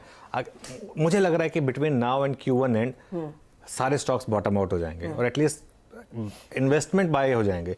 ट्रेडिंग में आपको देखिए सेल ऑन रैली है, बहुत क्लियर है। लेकिन हर्षदा, बात करते करते बैंक निफ्टी पर मेरी नज़र गई एक बार फिर 41,960 तक गया। एक बार वो 42,000 की कॉल वापस लेकर आई है, जो हमने अभी अभी जिसका डिस्कशन छेड़ा था कि इसको मॉनिटर करते रहिए आप जरा थोड़ा सा। वो 12 से 15 मेरे ख्याल 14 रुपये थी उस समय, अब मेरे ख्याल से 20 रुपये के पास 27 रुपये, मेरे ख्याल से ऑलमोस्ट डबल हो गई है वो कॉल, देखिए ये, और प्रीमियम देखिए 218% का जंप है यहाँ पर प्रीमियम में। लेकिन एक और स्टॉक डिस्कस कर लेते हैं। जी एंटरटेनमेंट में आज अच्छी खासी डिक्लाइन है, हालांकि लोअर लेवल से स्टॉक थोड़ा रिकवर हुआ है, जरा एक बार लेकर आते हैं और एक थोड़ा सा अहेड ऑफ द कर्व करते हैं, क्यों इस स्टॉक में थोड़ी सी डिक्लाइन आई। यतिन हमारे साथ हैं, 2 रीजंस हैं। यतिन, गुड आफ्टरनून, बताइए। Good afternoon. देखिए अनुज, ये स्टॉक जी एंटरटेनमेंट का लगभग 4% इंट्राडे में नीचे था। ऑब्वियसली यहाँ हमने देखा है कि प्राइस जो है वो काफ़ी अनफेवरेबल है इन्वेस्टर्स के लिए, क्योंकि बहुत सारे लोगों ने मर्जर के एंटिसिपेशंस में शेयर लिए थे और काफ़ी नीचे स्टॉक अब जाता हुआ दिखाई पड़ रहा है, कोई रिस्पाइट नहीं है। 2-3 चीज़ें मैं बताना चाहूँगा अपने दर्शकों को। आज एक NCLT की हियरिंग है जहाँ जी एंटरटेनमेंट के जो मर्जर प्रोसेस है और जो NCLT प्रोसेस है उसके अंदर काफ़ी सारे लेंडर्स और स्टेक होल्डर्स जो है ऑब्जेक्शन उठा रहे हैं। उनमें से एक है एक्सिस फाइनेंस, एक है IDBI बैंक और एक है JC फ्लावर्स।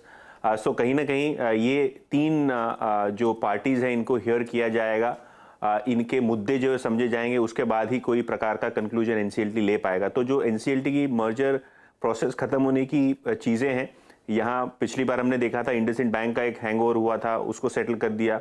तो अभी भी 2-3 पार्टीज ऐसी हैं जिनको सेटल करना बाकी है। तो कहीं ना कहीं ये तो एक ओवरहैंग बना रहेगा, क्योंकि जो लीगल एक्सपर्ट्स से हम बातचीत करते हैं उनका ये मानना है कि जो 3 अलग पार्टीज हैं, एक ऑब्जेक्शन है नॉन कॉम्पिट फी को लेके, एक पेमेंट्स को लेके, एक कोई सब्सिडी का पेमेंट को लेके, तो बहुत सारी चीज़ें यहाँ डायनामिक रूप ले रही हैं। इसके अलावा एक बहुत इंपॉर्टेंट डेवलपमेंट और हुआ है जो मेरी नज़र में आया है। पिछली बार CNBC आवाज़ पे हमने पहले रिपोर्ट की थी कि जी के अंदर एक बड़ी ब्लॉक डील होगी अक्टूबर के महीने में, और वो जो अक्टूबर में ब्लॉक डील हुई थी उसका लॉक इन जो था ओपनहाइमर OFI के लिए, जो OFI चाइना फंड है, वो 180 दिन था, और वो 180 दिन जो है 18 अप्रैल को ख़त्म हो रहे हैं। हमने जनरली देखा है कि जब भी लॉक इन खुला है तभी थोड़े ही वीक्स में OFI यानी ओपनहाइमर इन्वेस्ट को शेयर बेचने आ जाता है, अच्छे डिस्काउंट पे शेयर बेचने आ जाता है। ऑब्वियसली जो ब्लॉक डील्स हुई हैं इसके पहले OFI की वो काफ़ी ऊपर के दामों पे हुई है, तो ये देखा जाएगा कि OFI चाइना ये प्राइस पे ब्लॉक डील करने के लिए उत्सुक है कि नहीं है। लेकिन उन्होंने मन बना लिया है, वो कंटिन्यूसली अपना शेयर बेच रहे हैं। 17-18% के ऊपर उनका हिस्सा था, वो घट के अब 5.11% हो गया है। तो लगभग 5% की हिस्सेदारी अभी भी बची हुई है और लॉक इन भी खुल रहा है। तो शायद ये NCLT की हियरिंग और ये ब्लॉक डील का ओवरहैंग शायद ये स्टॉक प्राइस पे वे करे। स्टॉक ऑब्वियसली रेंज में है और ये 2 चीज़ों की वजह से शायद और प्रेशर बनता हुआ आपको नियर टर्म में दिखाई पड़ सकता है जी के शेयर्स में। जी हाँ, तो ये अगर आप देखें NCLT की हियरिंग और OFI का 5.11% का स्टेक है, और ये इस स्टॉक को अगर आप एक बार जरा प्लीज़ इसका जरा आप 3 मंथ नहीं, आप एक काम कीजिए, पूरा CY22 का अगर पूरा चार्ट फायर कर पाएँ और CY23 का। आशीष माहेश्वरी इस पैनल में, और मुझे याद आता है उन्होंने इस स्टॉक पे कमेंट किया था एक बार। आशीष माहेश्वरी जी, आपका व्यू जी एंटरटेनमेंट पे, आपने यतिन को सुना, आई थिंक जितना बारीकी से दोनों पहलुओं पे उन्होंने, अगर आप देखें 2 प्रेशर पॉइंट्स काउंट कराए, आपका टेक क्या है? 207.35 हायर लेवल्स को सस्टेन नहीं कर पाया, 280 से जो सप्लाई आ रही है चार्ट्स पे वो क्लियरली विजिबल है। आपका व्यू इन दोनों ही आई थिंक जो प्रेशर पॉइंट्स हैं उसके मद्देनजर? इनफैक्ट पहले भी इनफैक्ट 200 रुपए पे या 195 पे भी मैंने कभी स्टॉक के बारे में पॉजिटिव व्यू दिया नहीं, कि मुझे लगता है कि अभी मार्केट ऐसा नहीं है कि आप अनसर्टेनिटी वाली कोई बेट्स लें कि आगे जाके जब मर्जर होगा उनका उन्हीं के साथ में और उसको आज ही प्ले करने लगे। तो वो एक स्ट्रेटेजी मुझे समझ नहीं आता। इसके अलावा जैसे ओपन एयर की जो स्टेक सेल है वो कंटेनर स्टेक हैंगओवर बिल्कुल बना हुआ है। इसके अलावा भी हम देखते हैं कि जो बड़े इंस्टीट्यूशनल प्लेयर हैं कोई भी इस स्टॉक में नई बाइंग नहीं करना चाहता, तो ज्यादातर हमने इसमें हायर लेवल पे सेलिंग ही आता देखा है। और मेरा मानना है कि ये NCLT की हियरिंग भी है, ये कोई 1 या 2 हियरिंग नहीं है और लंबा अभी चलने वाला एपिसोड, ये एक अभी इतना जल्दी ये सॉर्ट आउट होगा नहीं। तो जब भी हियरिंग पास आएगा आप देखेंगे स्टॉक में हमेशा बिकवाली आएगी। तो मेरी अभी भी स्टॉक में से एग्जिट करने की सलाह रहेगी, या नई बाय ना किया जाए, वो भी मेरी सलाह है स्टॉक। जी हाँ, तो ये एग्जैक्टली आप देखें आशीष माहेश्वरी जी का व्यू है इस वक्त जी एंटरटेनमेंट पे। अच्छा, एक काम करते हैं, एक व्यू और लेते हैं यहाँ पर। आशीष चतुर्मोता भी हमारे साथ इस कार्यक्रम में जुड़ चुके हैं। आशीष, पहले तो कार्यक्रम में आपका स्वागत है। एक स्ट्रॉन्ग क्लोज की तरफ बढ़ता हुआ Nifty bank almost at day high kissing 42,000, आपकी अप्रोच बैंक निफ्टी पे और आपका कन्विक्शन ट्रेड इस वक्त? Good afternoon Virendra, good afternoon Anuj. तो बिल्कुल देखिए, बैंक निफ्टी पे लास्ट टाइम जब हम आरबीआई पॉलिसी के दिन मिले थे, तब हमने उस शो में भी आरबीआई पॉलिसी की थी और उसके बाद भी बात की कि बैंक निफ्टी सबसे स्ट्रॉन्ग नजर आ रहा है और 42,000 के लेवल्स की हमने उस दिन बात की थी। मुझे लगता है अब यहाँ पर पे वापस टारगेट्स को रिवाइज करने की जरूरत आ गई, क्योंकि जिस तरह का ब्रेकआउट, डिसाइसिव ब्रेकआउट आप एचडीएफसी बैंक, आईसीआईसीआई बैंक जैसे स्टॉक में देख रहे हैं, उसको देखते हुए मुझे लगता है कि कम से कम यहाँ से 500 to 800 पॉइंट्स की रैली बैंक निफ्टी में पोटेंशियली बनती हुई नजर आ रही है। तो 42,500 से 43,000 पर भी आने वाले दिनों में बैंक निफ्टी में देखने को नजर आएंगे। और इसी को ध्यान में रख के आज हमारी टॉपिक जो इस सेगमेंट के लिए है, पहले डिस्क्लोजर कि ये स्टॉक हमारे पोर्टफोलियो में हम ओन करते हैं और स्टॉक है दिग्गज आईसीआईसीआई बैंक, जो कि मुझे लगता है बहुत बड़े अंडर परफॉर्मेंस या कंसोलिडेशन के बाद एक बढ़िया ब्रेकआउट इस स्टॉक ने दिखाया है। और इसको देखते हुए मुझे लगता है कि बहुत ही जल्द यहाँ पर पे जो पुराने हाइस थे करीब 940 के बने हुए, वो रिटेस्ट होते हुए नजर आएंगे और पोटेंशियली क्रॉस होते हुए नजर आएंगे।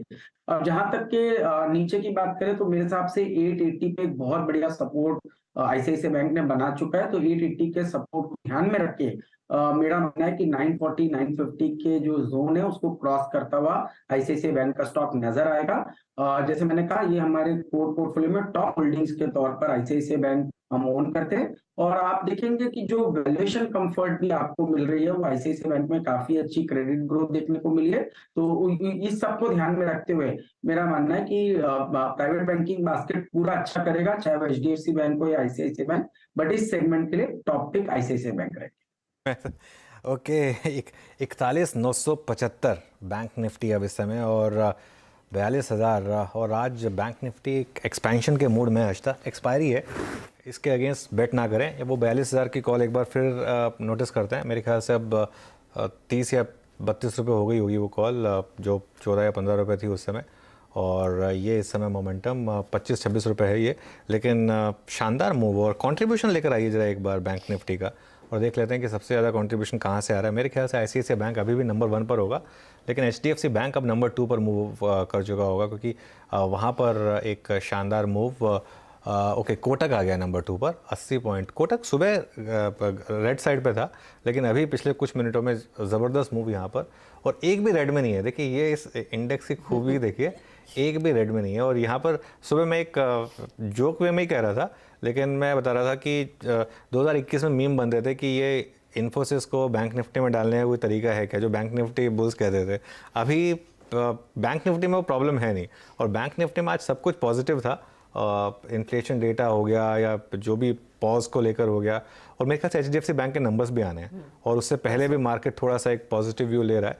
थोड़ा रेजिस्टेंस आएगा 42,000 पर, लेकिन 42,000 मुझे लग रहा है कि शायद आज एक बार स्क्रीन पर दिखा दे आपको, पॉसिबल है। बहुत सॉलिड गेंस देखने को मिले। आशीष चतुर्मोता, आपने साफ कहा कि आईसीआईसीआई, एचडीएफसी अपॉर्चुनिटीज है। आशीष महेश्वरी, आप क्या पिक करेंगे, स्पेशली अगर कोई खास एक्सपेक्टेशन है एचडीएफसी बैंक से, वो भी आप बता दीजिए। आशीष कुछ ही देर में बताएंगे मार्केट लार्जली और हमारा पोल क्या कह रहा है, लेकिन आप पैसा कहाँ लगाएंगे, किस बैंक में? मैं एचडीएफसी के साथ जाना चाहूंगा। मेरा मानना है आज स्टॉक ने अपने 52 का उच्चतम स्तर भी छुआ है, और एक एचडीएफसी के गिरने का बड़ा रीजन ये भी था कि एफआईआई की तरफ से इसमें काफी बिकवाली पिछले पूरे साल हमने देखी। और आपको ध्यान रखना चाहिए कि एचडीएफसी में पर्टिकुलरली एफआईआई भी 70% तक उनकी हिस्सेदारी होल्ड करते हैं। तो अब चूंकि उनकी जो सेलिंग है वो थम गई है, तो वो एक पॉजिटिव है। दूसरी बात ये कि आप अच्छे नतीजे हम काफी उम्मीद कर रहे हैं इस बार। जो भी रिटेल डोमिनेटेड स्टॉक रहेंगे वो काफी अच्छे नतीजे इस बार पेश करने वाले हैं। तो मुझे लगता है कि बिल्कुल एचडीएफसी बैंक दोनों में ही प्री रिजल्ट बाइंग के अभी भी मौके हैं बाय करना चाहिए। एचडीएफसी और एचडीएफसी बैंक दोनों में मौके जरूर दिख रहे हैं खरीदारी करने के। वेरी क्विकली प्रशांत, एक बार इंडसइंड बैंक देखिए, क्योंकि ये भी बात करते करते एक बहुत बड़ा मूव दिखा रहा है पिछले 10 मिनटों में, 2% ऊपर। जी बिल्कुल हर्षा जी, इनफैक्ट इसने जो आज लो बनाया था, काफी सारे स्टॉप लॉसेस उसमें ट्रिगर किए होंगे। अब मुझे लग रहा है ये अपमूव के लिए तैयार है, और शायद ये 1120 तक जा सकता है, 1120 तक हम 1088 पे स्टॉप लॉस बना के रख सकते हैं।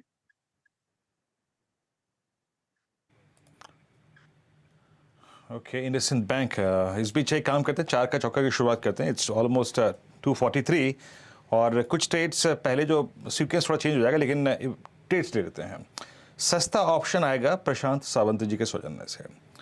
प्रशांत बताइए, सस्ता ऑप्शन क्या पिक कर रहे हैं आप, और इस वक्त वो एक ऐसा ऑप्शन जिसको आप कैरी भी कर पाए, आपका सस्ता ऑप्शन ट्रेड? जी मुझे एशियन पेंट्स की जो 2800 की कॉल है, करीबन 44-45 के जोन में चल रही, मुझे वो अच्छी लग रही है। मैं स्टॉप लॉस रखूंगा 29 पे, जिसके जस्ट नीचे टारगेट 1 मेरा होगा 60 का, और जो टारगेट 2 होगा वो मेरा होगा करीबन 75। के लिए एक ट्रेड साफ बनता हुआ दिखाई दे रहा है। एशियन पेंट 2800 की कॉल आप लेकर चले, तेजी वाला ट्रेड है। मानस, F&O सुपरस्टार टीवीएस मोटर्स पे खरीदारी करने की राय रहेगी। हालांकि हमने काफी बड़ा मूव पिछले करीब 7-8 सेशन में देख लिया, लेकिन आज जिस तरह स्टॉक मूव कर रहा है, आई थिंक एक लॉन्ग टर्म चार्ट में भी आपको जल्द एक ब्रेकआउट देखने को मिलेगा। तो टीवीएस मोटर्स पे अभी खरीदारी करेंगे। स्टॉप लॉसेस 1144 1144 के रहेंगे और टारगेट रहेंगे 1210 के। टीवीएस मोटर्स ये दोनों ही कैश लेवल्स हैं। ऑप्शन में भी ट्रेड ले सकते हैं आप। टीवीएस मोटर्स का जो call option at the money call option है वहां पर खरीदारी करेंगे तो 1180 वाला कॉल ऑप्शन खरीदेंगे टीवीएस मोटर्स का। 16 रुपए पे ट्रेड हो रहा है। 8 रुपए के स्टॉप लॉस से आप खरीदारी करेंगे। 32 से 35 रुपए तक के भाव इस ऑप्शन में भी आपको देखने को मिल जाएंगे। ओके, चलिए अब चार्ट का चमत्कार लेते हैं आशीष शत्रुमोता से। आशीष बताइए, क्या ट्रेड है आपके पास?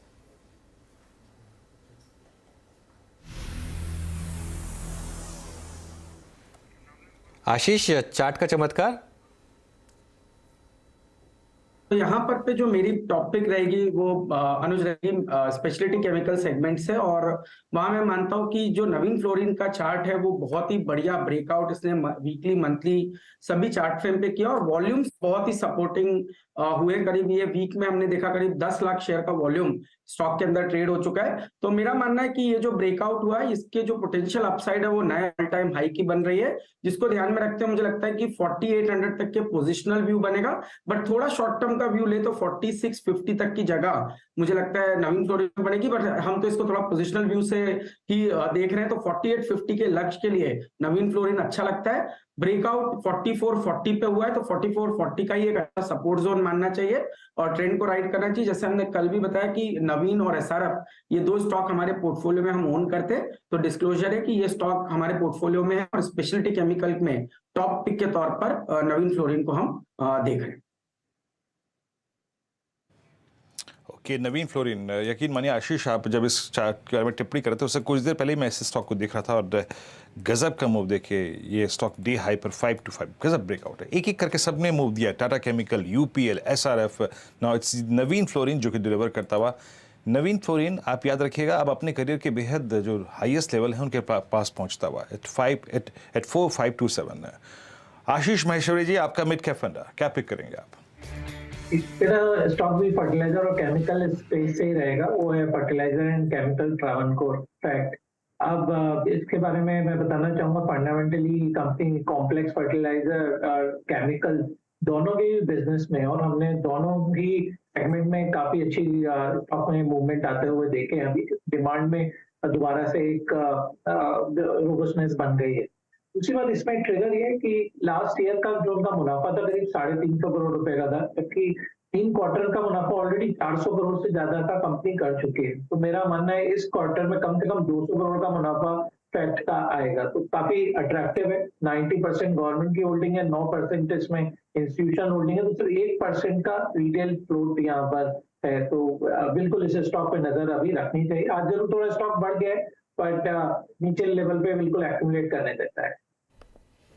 और फैक्ट इनफैक्ट कल और आज में लगभग 30% से ज़्यादा के रिटर्न्स दे चुका है, और कल 20% का अपर सर्किट था, आज नियरली 60% के गेन्स बनते दिखाई दिए। चलिए आपके लिए रिकैप करते हैं ये सभी स्टॉक्स जो हमारे जानकारों ने आइडेंटिफाई किए हैं।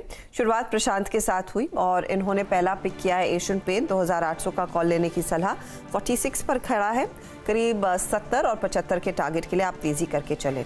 इसके बाद आया मानस का ट्रेड और ये एफएनओ सुपरस्टार के तौर पर टीवीएस मोटर को पिक करे। 1210 के टारगेट के लिए मौका, 1144 आपके लिए स्टॉप लॉस का काम करेगा। आशीष चतुर्मोता ने भी जो ट्रेड आइडेंटिफाई किया है वो है नवीन फ्लोरीन, 4650 का टारगेट पहला और फिर 4800 तक जाने की क्षमता। 4440 पर स्टॉप लॉस जरूर लगाए। और फैक्ट यानी कि फर्टिलाइजर एंड केमिकल्स ट्रैवनकोर, ये है आशीष महेश्वरी की पिक, जहां पर आज हम देख रहे हैं 16% से ज़्यादा के गेन्स। 41,989 का हाई बैंक निफ्टी में, तो 42,000 वाला जो वो मामला था उससे सिर्फ 10 पॉइंट दूर रह गए। और बस एक पुश मिल जाए HDFC बैंक से तो वो 42,000 आपको आज स्क्रीन पर दिख जाए तो वीकेंड बढ़िया हो जाए फिर बुल्स का। वैसे ऑलरेडी काफ़ी अच्छा होना चाहिए, लेकिन एक काम करते हैं, बात HDFC बैंक की हो रही है तो अब अगला जो नंबर है जिस पर मार्केट की नज़र रहेगी वो है HDFC बैंक। और आशीष जुड़ गए हमारे साथ तो बताने के लिए कि क्या एक्सपेक्ट कर सकते हैं। Ashish, over to you. Hopefully disappointment नहीं आएगा जब ये बैंक अपने नंबर्स सैटरडे को डिलीवर करेगा। एक्सपेक्टेड है इस बार फिर से बैंक की एक हेल्दी प्रॉफिटेबिलिटी का आंकड़ा, और क्योंकि NII ग्रोथ एक्सपेक्टेड है अच्छी मजबूत देखने को मिलेगी, प्लस प्रोविजंस काफी हद तक कंटेन्ड होंगे, उससे मदद मिलेगी। लार्जली सारे ब्रोकरेजेस मान रहे हैं कि एक हेल्दी NII ग्रोथ इस बार HDFC बैंक डिलीवर करेगा। हमारा अनुमान कहता है साल दर साल 22% के आसपास NII में उछाल देखने को मिलेगा, और यह अच्छा उछाल इसीलिए होगा क्योंकि इस बार की लोन ग्रोथ जो है काफी हेल्दी देखने को मिलेगी। HDFC बैंक आपने कई बार हमने मेंशन करा था कि अपना ज्योग्राफिकल फुटप्रिंट जो है वो लगातार स्ट्रेंथन करने की कोशिश कर रहा है, चाहे वो रीच की बात हो चाहे डेंसिटी की बात हो। वो कई सारे बैंक ब्रांचेस खोलेंगे, वो कमेंट्री में बार बार मेंशन कर रहा था। उसका इंपैक्ट कुछ हद तक देखने को मिलेगा जब ऑपरेटिंग खर्चे जो हैं वो साल दर साल बढ़ते हुए नजर आएंगे, पर वो काफी हद तक ऑफसेट होंगे क्योंकि इस बार प्रोविजनिंग की रिक्वायरमेंट्स कम हो रही होंगी। इन सब के बीच में मुनाफा 17% साल दर साल का जंप डिलीवर करेगा। वैसे HDFC बैंक के नंबर्स की झलक मिल गई थी हमको जब बैंक ने अपना Q4 का अपडेट शेयर करा था।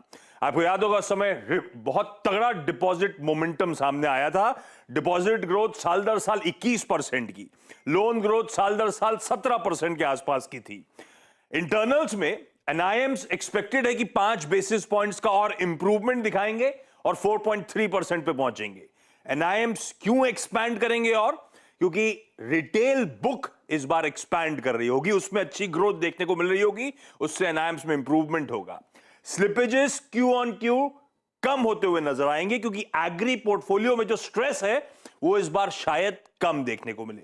नजर कहां रहेगी? दो इंपॉर्टेंट चीजें, वो रिटेल ग्रोथ की बात जब Q4 अपडेट आया था उसमें हुई थी, और आज भी NII के जब मैं नंबर्स की बात कर रहा हूं वो रिटेल ग्रोथ सबसे बड़ी हाईलाइट है, तो उसको लेकर कमेंट्री, प्लस वो जो ऑनगोइंग मर्जर प्रोसेस है उसके अराउंड, उसके फेरीफरी की कमेंट्री क्या आती है बैंक की तरफ से। आशीष, थैंक यू। और आपकी ज़रूरत थी एक्चुअली वो 42,000 तक का पुश ले जाने के लिए। 42,040 हर्ष था बैंक निफ्टी पर, और अब एक बार फिर रिविजिट कर लेते हैं वो 42,000 की कॉल। और ये मामला बहुत इंटरेस्टिंग होने वाला है। ये just one of those expiries जिसमें एक बार मोमेंटम आता है तो ज़बरदस्त। अब वो 54 रुपये पर हो गई है वो कॉल, और एंड काउंटिंग मेरे ख्याल से, हाँ 54 रुपये पर। वो 12 या 13 रुपये थी जब हमने इसको स्पॉट किया था। और ये कई बार ऐसे मामले आते हैं जिसमें 3 PM मूव आता है। अभी 3 PM मूव तो पेंडिंग है, लेकिन 42,040 इस समय। और ये जो लास्ट के जो 20-25 पॉइंट आए हैं इसमें काफ़ी हद तक मदद ऑब्वियसली HDFC बैंक ने भी की है, लेकिन कोटक महिंद्रा बैंक ये लगातार बैंक निफ्टी की हेल्प कर रहा है। वो वापस कंट्रीब्यूशन ले आते हैं बैंक निफ्टी का। शानदार मूव 42,033। मेरे ख्याल से बैंक निफ्टी बुल्स के लिए तो ज़बरदस्त वीकेंड रहने वाला है ये। बस एक चीज़ है, आप इमेजिन करिए कि आप HDFC बैंक में काम करते हैं सीनियर पोजीशन पर, आप लॉन्ग वीकेंड आने वाला है, लेकिन उसके बीच में सैंडविच हो गया आपका रिजल्ट सैटरडे को। फ्राइडे छुट्टी, संडे छुट्टी, लेकिन सैटरडे को आइए रिजल्ट के लिए। इनफैक्ट अनुज, कई सारे एनालिस्ट जो IT और दोनों बैंक्स कवर करते हैं उनकी भी हालत थोड़ी सी ख़राब है। कल ऐसे कई लोगों से मेरी मुलाकात हुई थी कि ऐसे लॉन्ग वीकेंड की बातचीत हो रही थी पोस्ट नंबर्स TCS की, लेकिन फिर उन्होंने याद दिलाया कि HDFC बैंक आ रहा है, हमारी तो ऐसे क्लास लगेगी। तो और सैटरडे को नहीं आना चाहिए वैसे, और सारे बैंकों के सैटरडे को सबने शुरू कर दिया, आपके सैटरडे को लेकर आएंगे, पता नहीं क्यों, अजीब लगता है। एनीवेज हम बस अपील कर सकते हैं कि ये ना करें। चलिए अब मार्केट की कुछ और पहलू आपके सामने रखते हैं, जहां पर हमने देखा आज बहुत तगड़ा मूव देखने को मिल रहा है। इस समय जाते जाते देखिए एक स्टॉक जो हम कल भी डिस्कस कर रहे थे, मानस आपको याद होगा, इंडिया मार्ट का उल्लेख किया था हमने, 5400 के आसपास का क्लोज। अब ओपन इंटरेस्ट एडिशन में काफी पिकअप देखने को मिला है, लेकिन प्राइस एक्शन कल की तुलना में 1% ऊपर 1% ही बढ़ा है। आप क्या ये ट्रेड कैरी करने के फेवर में है सोमवार के लिए, या फिर आज और इस हफ्ते के गेंस देख के यहाँ पर प्रॉफिट बुक कर लिया जाए? नहीं, मैं समझता हूँ कि एक बार प्रॉफिट बुक कर लेना बेहतर रहेगा, क्योंकि 5500 के आसपास स्टॉक ने रेजिस्टेंस फेस किया है, वहां पर प्रॉफिट बुकिंग देखने को मिली है और एक बड़ी रैली देखने को मिली थी, तो शायद करेक्शन थोड़ा सा डीप और हो सकता है। तो मेरा समझना है कि एक बार प्रॉफिट बुक कर लेना बेहतर स्ट्रेटजी है। ओके, हल्का सा कूल ऑफ लेकिन बैंक निफ्टी में, लेकिन मुझे लग रहा है कि फिर एक लास्ट पुश बैंक निफ्टी दिखाने के लिए तैयारी कर रहा है।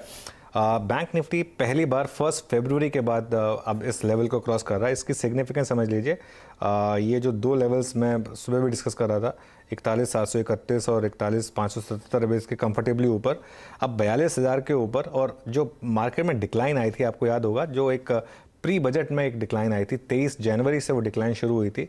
उस दिन बैंक निफ्टी का रेट था 42,800। 42,800 से वो सीधा बैंक निफ्टी गिरा था एक वन वे में 40,300 तक, और अब काफ़ी हद तक उसकी भरपाई हो रही है।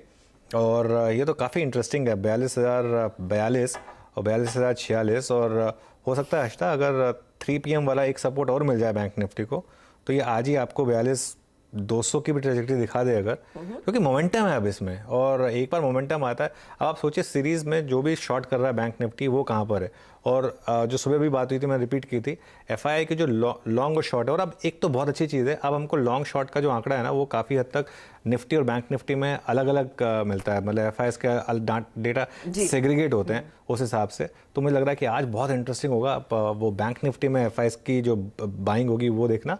लेकिन बैंक एक इस जो पूरा टर्न अराउंड हुआ है उसका कारण रहा है कैश मार्केट में बाइंग, जो पिछले 9 दिन में $1 बिलियन की कैश मार्केट बाइंग हुई है।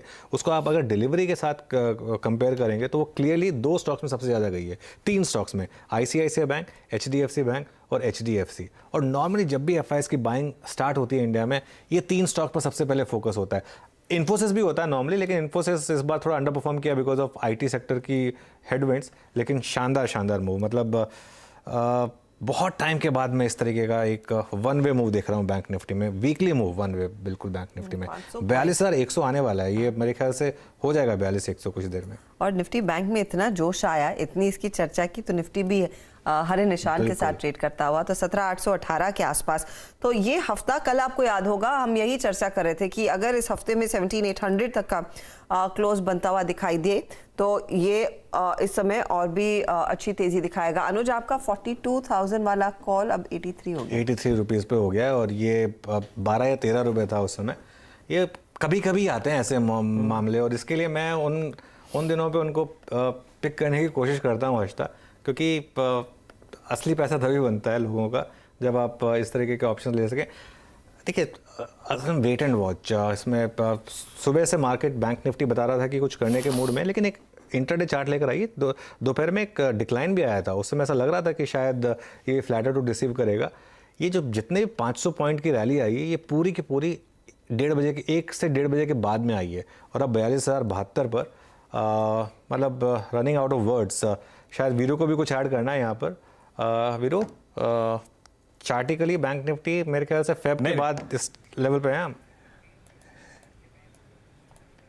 बिल्कुल अनुज, मेरे ख्याल से आज सुबह आपकी मेरी जो बात हो रही थी ना, वही था 41,800, एक वो जोन था। जैसे परसों था 41,200 की, यहाँ 2 कॉल राइटर्स ने ग्रैब कर रखा था 41,800, और जैसे ही 1:30 बजे के आसपास 41,800 वो कटा, 42,000 की एक्सपेक्टेशन पूरी थी और वो 42,000 हो गया। अब अनुज एक और चीज़ है, वो 15 फरवरी का हाई भी क्रॉस हो गया है, तो टेक्निकली अब आपके पास जो जोन अब जहन में आता है आपको, वो 42,500 ही है, जो अगले हफ्ते हम फोकस करेंगे। बट यस, 41,800 के ऊपर एक क्लियर स्विंग, और कमांडिंग पोजीशन में थे ICICI बैंक और साथ ही साथ HDFC बैंक। एक बार जरा एक्सिस बैंक को भी देख लेते हैं अनुज, एक्सिस बैंक, क्योंकि एक्सिस बैंक एक बड़ी चीज़ कर रहा है। जरा एक्सिस बैंक का चार्ट लेके आइएगा एट 864। अब एक्सिस बैंक फाइनली इस स्ट्रॉन्ग कैंडल के साथ सारे मूविंग एवरेजेस के ऊपर प्लेस्ड हो गया है, और ये सबसे स्ट्रॉन्ग क्लोज है एक्सिस बैंक का पोस्ट 9th of March, यानी जिस सीरीज में सबसे ज़्यादा पेन था एक्सिस बैंक में, जिस सीरीज में आपने 200 डेमा छुआ, उस सीरीज के बाद हाईएस्ट क्लस्टर पे जाके क्लोज होता हुआ। आशीष, आपके वर्ड्स एक्सिस बैंक पे, ये एक हाईएस्ट क्लोज होगा post 13th of Feb on axis bank, and specially before और अर्निंग से पहले ये प्लेसमेंट एक्सिस बैंक की कैसी लग रही है आपको? बहुत ही बेहतरीन लग रही है वीरेंद्र, और जैसे आपने बात की तो HDFC ICICI तो अच्छे लग रहे हैं। एक्सिस बैंक सबसे बढ़िया रिस्क रिवॉर्ड दे रहा है, क्योंकि ये स्टॉक काफी कंसोलिडेट किया और एक तरीके का जिसको हम कहते हैं इन्वर्टेड हेड एंड शोल्डर का फॉर्मेशन कहीं ना कहीं एक्सिस बैंक बना रहा है। वॉल्यूम्स का सपोर्ट अच्छा है और 850 रुपए पे एक बढ़िया ब्रेकआउट इस स्टॉक ने दिया है। तो इसको देखते हुए मुझे लगता है कि जो 900 रुपए की ट्रेजेक्ट्री है वो भी आपको एक्सिस बैंक के स्टॉक में देखने को नजर आएगी। तो मुझे लगता है कि एक बहुत अच्छा रिस्क रिवॉर्ड एक्सिस बैंक में भी पूरे बैंकिंग बास्केट के अंदर में देखने को नजर आ रहा है। जी हाँ, आज के इस 42,090 के क्लोज के साथ हम 27 जनवरी की जो वो कैंडल थी, प्री बजट जब बैंक निफ्टी में एक सेल ऑफ आया था ठीक बजट से पहले, उस कैंडल में एंटर कर गए और उस कैंडल का हाई याद रखिएगा, उस 25 जनवरी की कैंडल का हाई है करीब करीब 42,715। तो कम से कम जो ऑप्शन राइटर्स हैं उस क्लस्टर में तो कॉल राइटिंग की कोशिश नहीं करेंगे। आज बहुत स्ट्रॉन्ग कैंडल के साथ हम उस 25 जनवरी की कैंडल में आज री एंटर कर चुके हैं। इस बीच इंडसइंड बैंक को लेके आइए। इंडसइंड बैंक भी आपकी स्क्रीन पे डे हाई पर है और दिन के सर्वोच्च स्तरों पे आके ट्रेड करता हुआ सुबह से सबसे कमांडिंग पोजीशन में एक सॉफ्ट ओपनिंग के बाद इंडसइंड बैंक आया था और ये अपने आज लास्ट ड्यू एवरेज 100 डेमा को टच करता हुआ। मानस, आपका टेक एक BTST या फिर एक पोजिशनल ट्रेड के तौर पे, स्पेशली जब एक स्टॉक फ्यूचर अपने सारे एवरेजेस को काटने की तैयारी कर रहा है, 200 डेमा को काट चुका है, आपका व्यू क्या होगा इंडसइंड बैंक पे? देखिए, बिल्कुल पॉजिटिव व्यू है और जैसे ही इसने 200 मूविंग एवरेज ब्रीच किया था वहीं पर एक बाई सिग्नल आ गया था और पैटर्न को देख के अभी भी लगता है कि जो एक गैप मेरे ख्याल से वो डेट 13 मार्च कोई गैप रह गया है, तो शायद वो गैप फिल करने आएगा। तो 1140 तक के भाव आपको इंडसइंड बैंक में देखने को मिल सकते हैं। करीब यहाँ से भी 35 रुपए का आपको देखने को मिल सकता है। तो अभी भी खरीदारी करने की राय रहेगी। करंट लेवल्स पे खरीदारी कर रहे हैं तो 1089 का आपको स्टॉप लॉस लगाना है और टारगेट 1135 के सेट करने हैं, जो कि ये दोनों ही कैश लेवल्स हैं। ओके, देखिए वो 42,000 की कॉल हर्षदा 111 रुपए लगा कर आई है अभी भी स्क्रीन पर। वो 12-13 रुपए पर पिक की गई वो कॉल, 112 रुपए आपको स्क्रीन पर आज का हाई उसका, और वो अभी अभी इसने बेसिकली लगाया है। और मेरे ख्याल से जिन्होंने लिया होगा उनको प्रॉफिट ज़रूर बुक करना चाहिए। और इतने बड़े प्रॉफिट जब आपको मिले, ऑप्शन जब आपका 7 टाइम्स 8 टाइम्स हो जाए विद इन 15-20 मिनट्स, उसको बिल्कुल बुक करिए। अपना वीकेंड एंजॉय करिए, मंडे को फ्रेश कॉल लीजिए। पोजिशनली अगर आप लॉन्ग हैं तो बने रहिए, फिर तो क्लियरली अब वो 42,500 की तरफ ऑब्वियसली बढ़ेगा, थोड़ा टाइम लगेगा उसको, लेकिन क्योंकि HDFC बैंक के नंबर्स भी आने हैं। एक और चीज़ जो मैंने कल भी बात कही थी, क्योंकि लॉन्ग वीकेंड और HDFC बैंक के नंबर्स आने हैं, अगर आप पोजिशनल लॉन्ग हैं, बने हुए हैं, तो हेज जरूर कर लें अपने आप को, क्योंकि वो हेज का क्या है, आप मंडे को आके बड़े आराम से उसको निकाल सकते हैं। एटलीस्ट एक पोजिशनल डाउन टिक से अपने आप को बचा लें। लेकिन अभी के लिए वो थोड़ी सी प्रॉफिट टेकिंग 3 PM पर आ रही है। 42,100 के पार 100 तक गए हम, अब 42,029 पर आ गए, क्योंकि प्रीमियम गिरते बड़ी जल्दी हैं। एक बार जब गिरना शुरू होते हैं तो बहुत जल्दी गिरते हैं। अभी काम करते हैं, बिग मार्केट वॉइसेस में हमारे साथ कंप्लीट सर्कल के मैनेजिंग पार्टनर और CIO गुरमीत चड्डा जुड़ गए हैं। और गुरमीत की खुशी का ठिकाना नहीं होगा इस समय, क्योंकि HDFC बैंक मार्केट को लीड कर रहा है। गुरमीत जी, गुड आफ्टरनून। क्या बदल गया पिछले 10 दिनों में, जो मार्केट कहाँ से कहाँ पहुँच गया? 1000 पॉइंट की रैली, और जो FIs इतने सेल कर रहे थे, शॉर्ट कर रहे थे, अब कैश में बाय कर रहे हैं, फ्यूचर्स में बाय कर रहे हैं, कवर कर रहे हैं, और बैंक निफ्टी लीड कर रहा है। आपका व्यू? अनुज, 10 साल की जर्नी में ऐसे कई अच्छे 10 दिन आए HDFC बैंक में। इनफैक्ट जर्नी ज्यादा बड़ी है तो, बट मुझे लगता है कि मैंने जैसे पहले भी बोला था, बहुत नेगेटिविटी थी, और जब नेगेटिविटी होती है तब प्राइस पॉइंट्स अच्छे होते हैं। अभी सेम नेगेटिविटी हमें IT में भी देखने को मिल रही है। मुझे लगता है थोड़े कंसर्न्स ओवरब्लोन है। ठीक है, थोड़ा इम्पैक्ट है, डिले है डिसीजन मेकिंग में, 1-2 क्वार्टर थोड़ा अनसर्टेनिटी है। हमने देखा नॉर्थ अमेरिका इन पर्टिकुलर में डिले हुआ है TCS की आप कमेटी देखिए, पर अगर आप नंबर ऑफ डील्स देखेंगे, जो $50 मिलियन के जो TCS ने कल एक लेवल टू दिया, वो रिकॉर्ड हाई थी। ओवरऑल जो डील अवार्ड्स हैं वो भी पिछले क्वार्टर $10 बिलियन रहे। और जब परेशानी होगी तभी आईटी स्टॉक्स, अच्छे आईटी स्टॉक्स आपको 20-30% नीचे मिलेंगे। और ये कैश रिच कंपनीज है, इनका कैश कन्वर्जन बहुत अच्छा है। तो मुझे लगता है ये आईटी का एक पॉकेट है। गुरमीत, इसका मतलब आपने आज लिया क्या टीसीएस या दिलवाया अपने क्लाइंट्स को?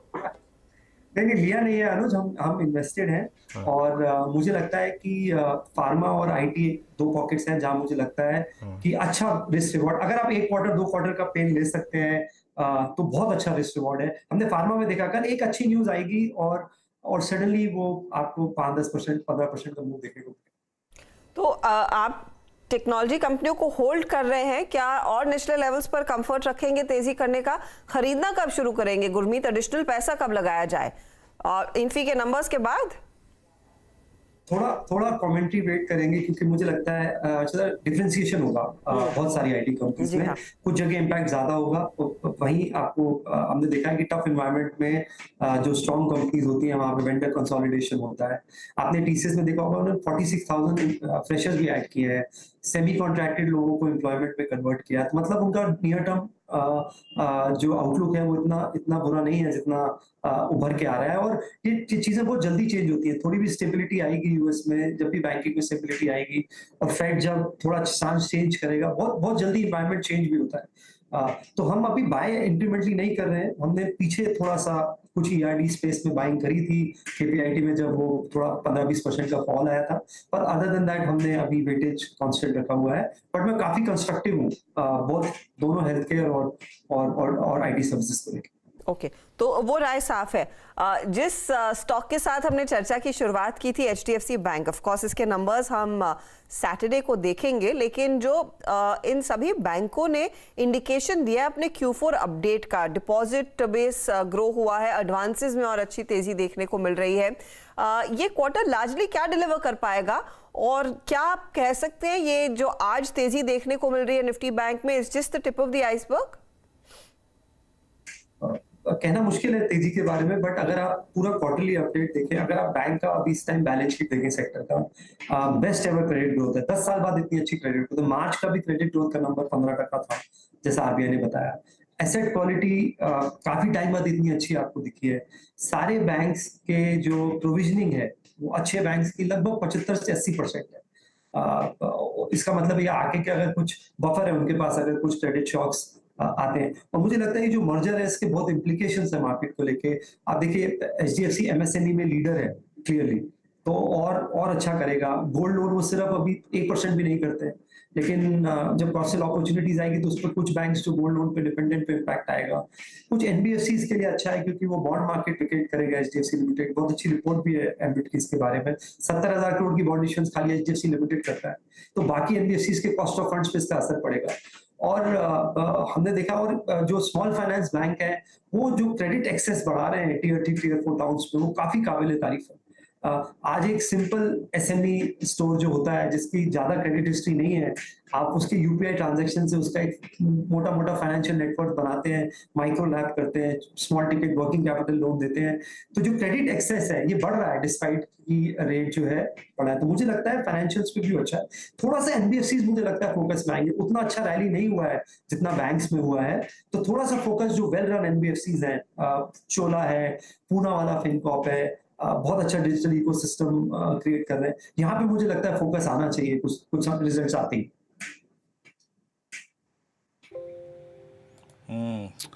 गुरमीत जी से अनुज, सेक्टर्स की स्टॉक्स की बातें तो होती रहेंगी।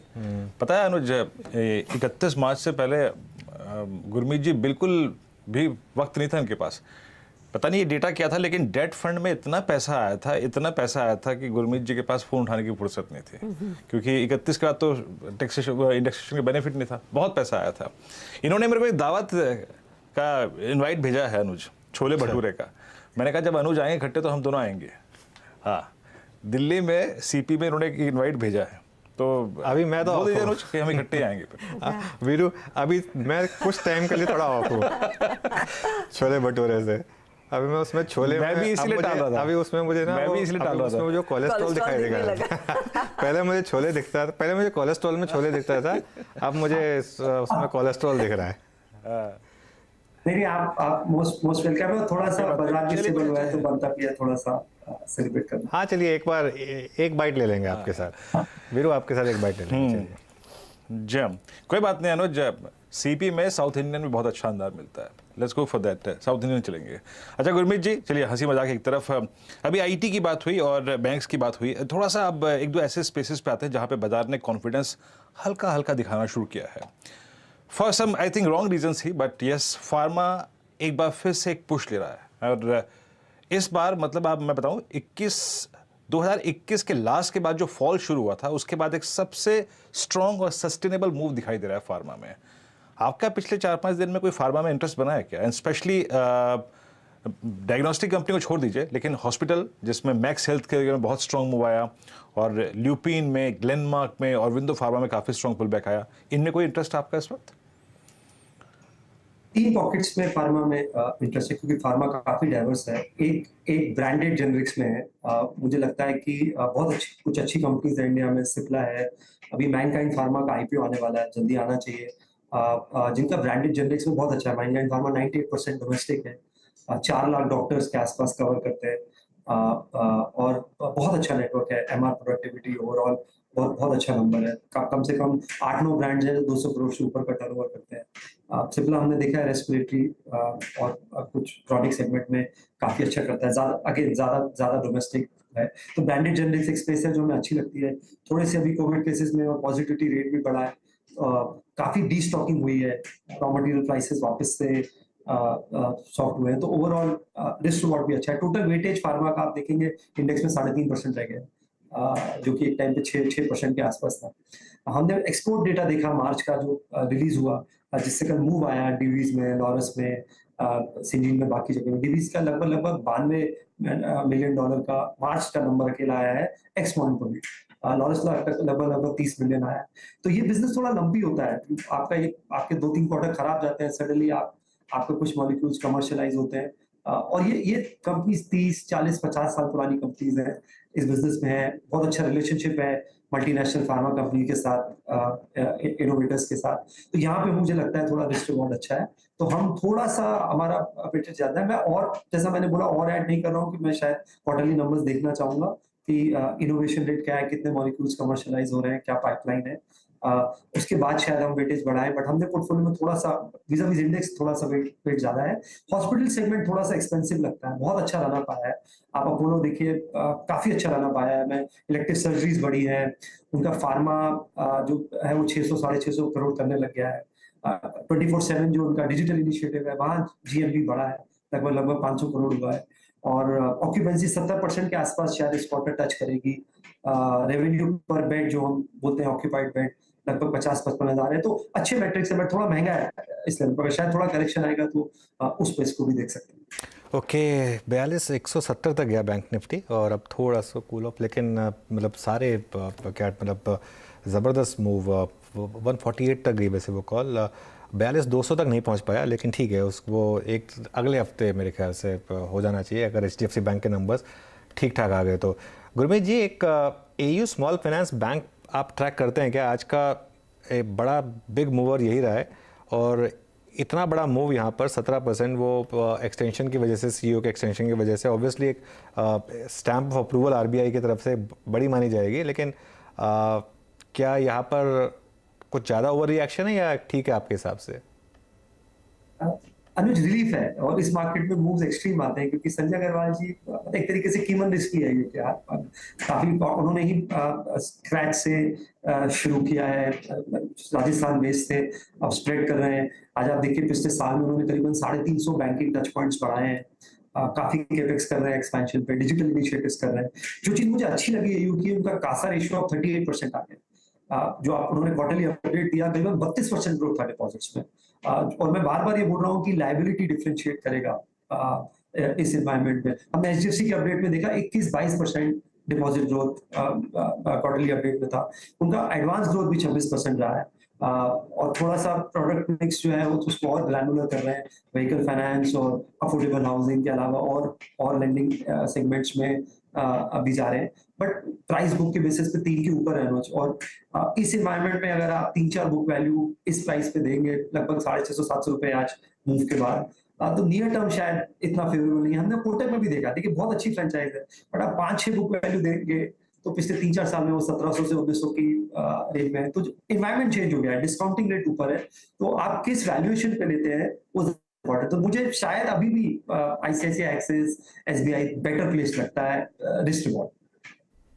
मैं इनफैक्ट अभी देख रही थी कि इस हफ्ते के आउट परफॉर्मर्स कौन से, उसमें ऑफ कोर्स कोटक जैसे बैंक है, आईसीआईसीआई है, लेकिन साथ ही ऑटो कंपनियों का भी अच्छा प्रदर्शन देखने को मिला है। आयशर जो आज फिर 2% ऊपर है, लेकिन ये हफ्ता क्लोज करेगा 8-8.5% की गेंस के साथ। बजाज ऑटो में हमने काफी तगड़ी स्ट्रेंथ कल के सत्र में देखी थी, आज थोड़ा सा शांत है। ये जो प्रीमियम सेगमेंट के प्लेयर्स आयशर और बजाज में होने लगा है, गुरमीत उसे आप कैसे पढ़ रहे हैं? Is it only the premium segment play that is going in favor इनके लिए, या फिर जो एक्सपोर्ट मार्केट से भी थोड़ी सी कमेंट्री बेहतर होने की उम्मीद है वो चला रहा है इन स्टॉक्स को?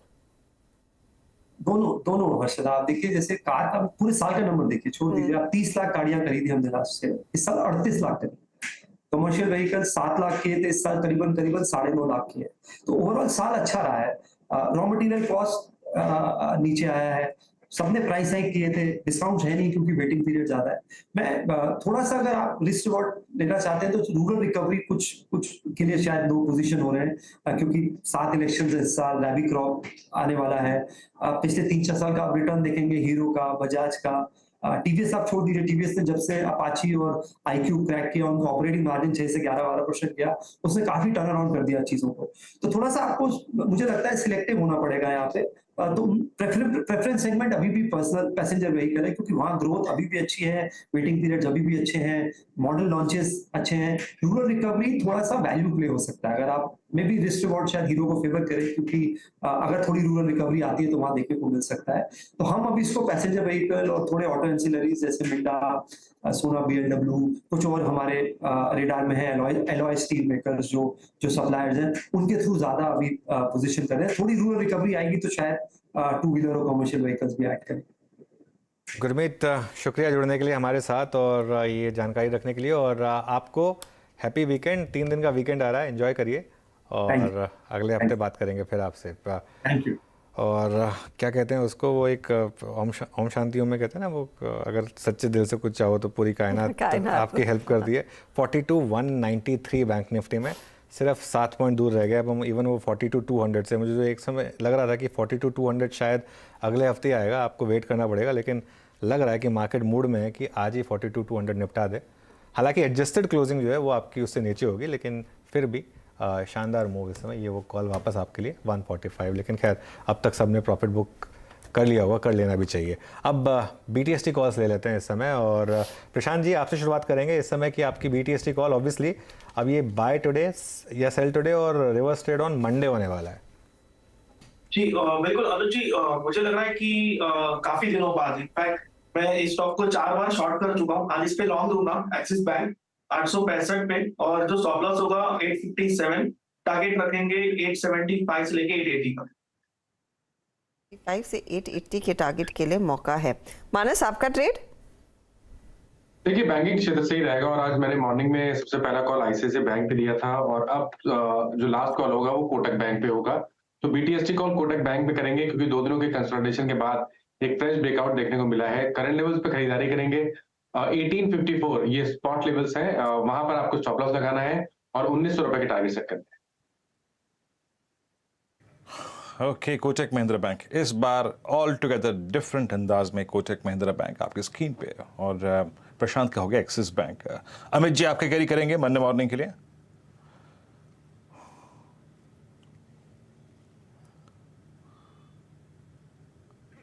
अमित जी अपने आप को अनम्यूट कीजिएगा प्लीज। सॉरी वीरेंद्र जी, मैं HDFC बैंक कैरी करूंगा। 1696 का प्राइस है, इसमें क्लियर कट 52 वीक हाई का ऑलमोस्ट एक ब्रेकआउट है। 1696 में से बाय करें फ्यूचर्स में, टारगेट रहेगा 1730 का और स्टॉप लॉस रहेगा 1680 रुपीज का। HDFC बैंक में एक तेजी का ट्रेड देखिए 1700 पर दस्तक देता हुआ वो काउंटर। आशीष चतुर्मोता, अब आपके पास बचा है वैसे इंडसइंड या ICICI, इनमें से कुछ है या फिर कुछ और निकाला है? आप म्यूट पर हैं शायद। मैं हर्षदा आईसीआईसीआई बैंक के साथ ही बना रहूंगा, क्योंकि वहां पे ही हमारा जैसे हमने कहा टॉप पिक भी है और बहुत ही बेहतरीन यहाँ पर एक ब्रेकआउट हुआ है। तो मेरे हिसाब से 950 960 के जो ऑल टाइम हाई है वो बहुत जल्द आईसीआईसीआई बैंक में क्रॉस होते हुए नजर आएंगे। तो क्लियर ट्रेड है और बहुत ही अच्छी तरह से ब्रेकआउट हुआ है। तो स्टॉक जैसे हमने कहा 880 पे एक अच्छा सपोर्ट बना है, उसको ध्यान में रखे लॉन्ग पोजीशन आईसीआईसीआई में मेंटेन रखनी चाहिए। 950 के ऑल टाइम हाई क्रॉस होते हुए जल्दी नजर आ सकते। आशीष महेश्वरी, आपका ट्रेड? मेरा ट्रेड रहेगा पॉलीकैब। मेरा मानना है 3080 के आसपास स्टॉक को लेना चाहिए और अगले सप्ताह आप देखेंगे जो पिछला 52 वीक हाई था 340 का, वो ब्रीच होता दिखाई देगा। और अगेन रीजन यही कि जितना प्रॉफिट पूरे 3 महीनों का है उतना पिछले साल में उन्होंने किया था। तो ये वाला क्वार्टर तो इनफैक्ट बम्पर आएगा जितनी भी केबल कंपनीज है उनके लिए। तो इस स्टॉक में मैं काफी बुलिश हूँ और इस लेवल पे बाय की सलाह। ओके, चलिए सारी कॉल्स हो गई BTST की। अब एक बार ज़रा इस क्लोजिंग को समझ लेते हैं और स्पेशली अगर आप पोजिशनल ट्रेडर हो तो आपकी क्या अप्रोच होने चाहिए।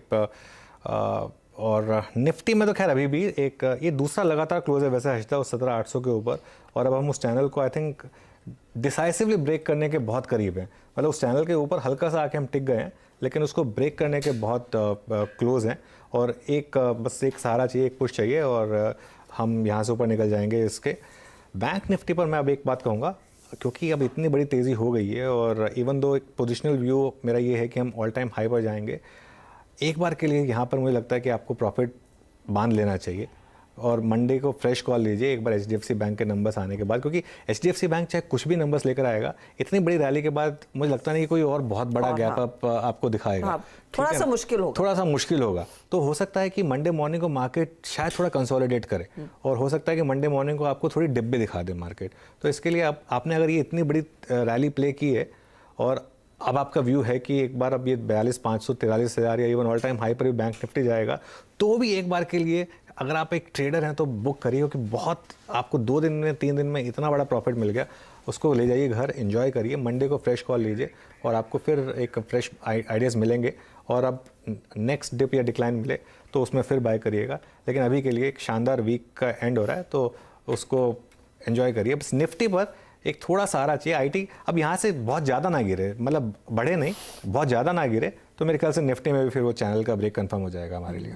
लेकिन वैसे आज IT के पूरे डिसअपॉइंटमेंट के बावजूद निफ्टी भी डे हाई पर ही क्लोज करता हुआ दिखाई दे रहा है। अनुज 26 अंकों की बढ़त आ गई। 26 अंक छोटा लगता है 600 पॉइंट के सामने, लेकिन 17,840 के आसपास ये आंकड़ा आ चुका है निफ्टी में। तो वहां पर भी एक अच्छी खासी रिकवरी देखने को मिली है और ये प्राइमरीली बैंकों की तेजी की बदौलत आई है। लेकिन मैं ये भी नोटिस कर रही थी जो थोड़ी बहुत मंदी की पोजीशंस हैं वो हल्की हल्की लोग काटते हुए दिखाई दिए हैं, स्पेशली आपके IT काउंटर्स में बहुत मामूली सा, लेकिन थोड़ा सा ट्रैक्शन। स्पेशली इन्फोसिस देखिए, क्लोज तो ये होगा 3090 के आसपास, लेकिन 0.2% की रिकवरी वहां पर।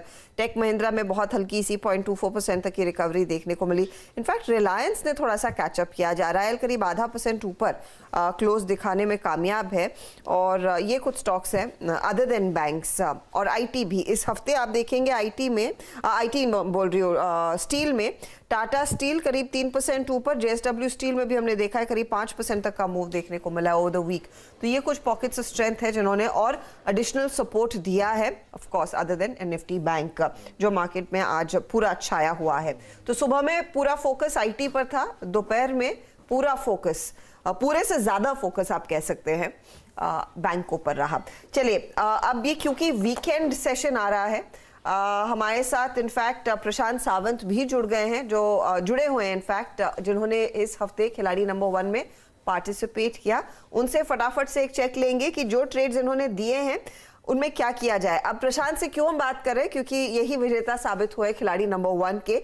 कल इनका फैक्ट जो चला उसी ने पूरा गेम बदल दिया इनके फेवर में। अब क्लोजिंग पर सबके डबल डिजिट से ज्यादा के रिटर्न्स हैं, लेकिन 17% की कमाई प्रशांत की। फिर आए अरुण कुमार मंत्री करीब 12.5% के रिटर्न्स के साथ और जतिन गेडिया ने करीब 11% तक के रिटर्न्स कमाए हैं।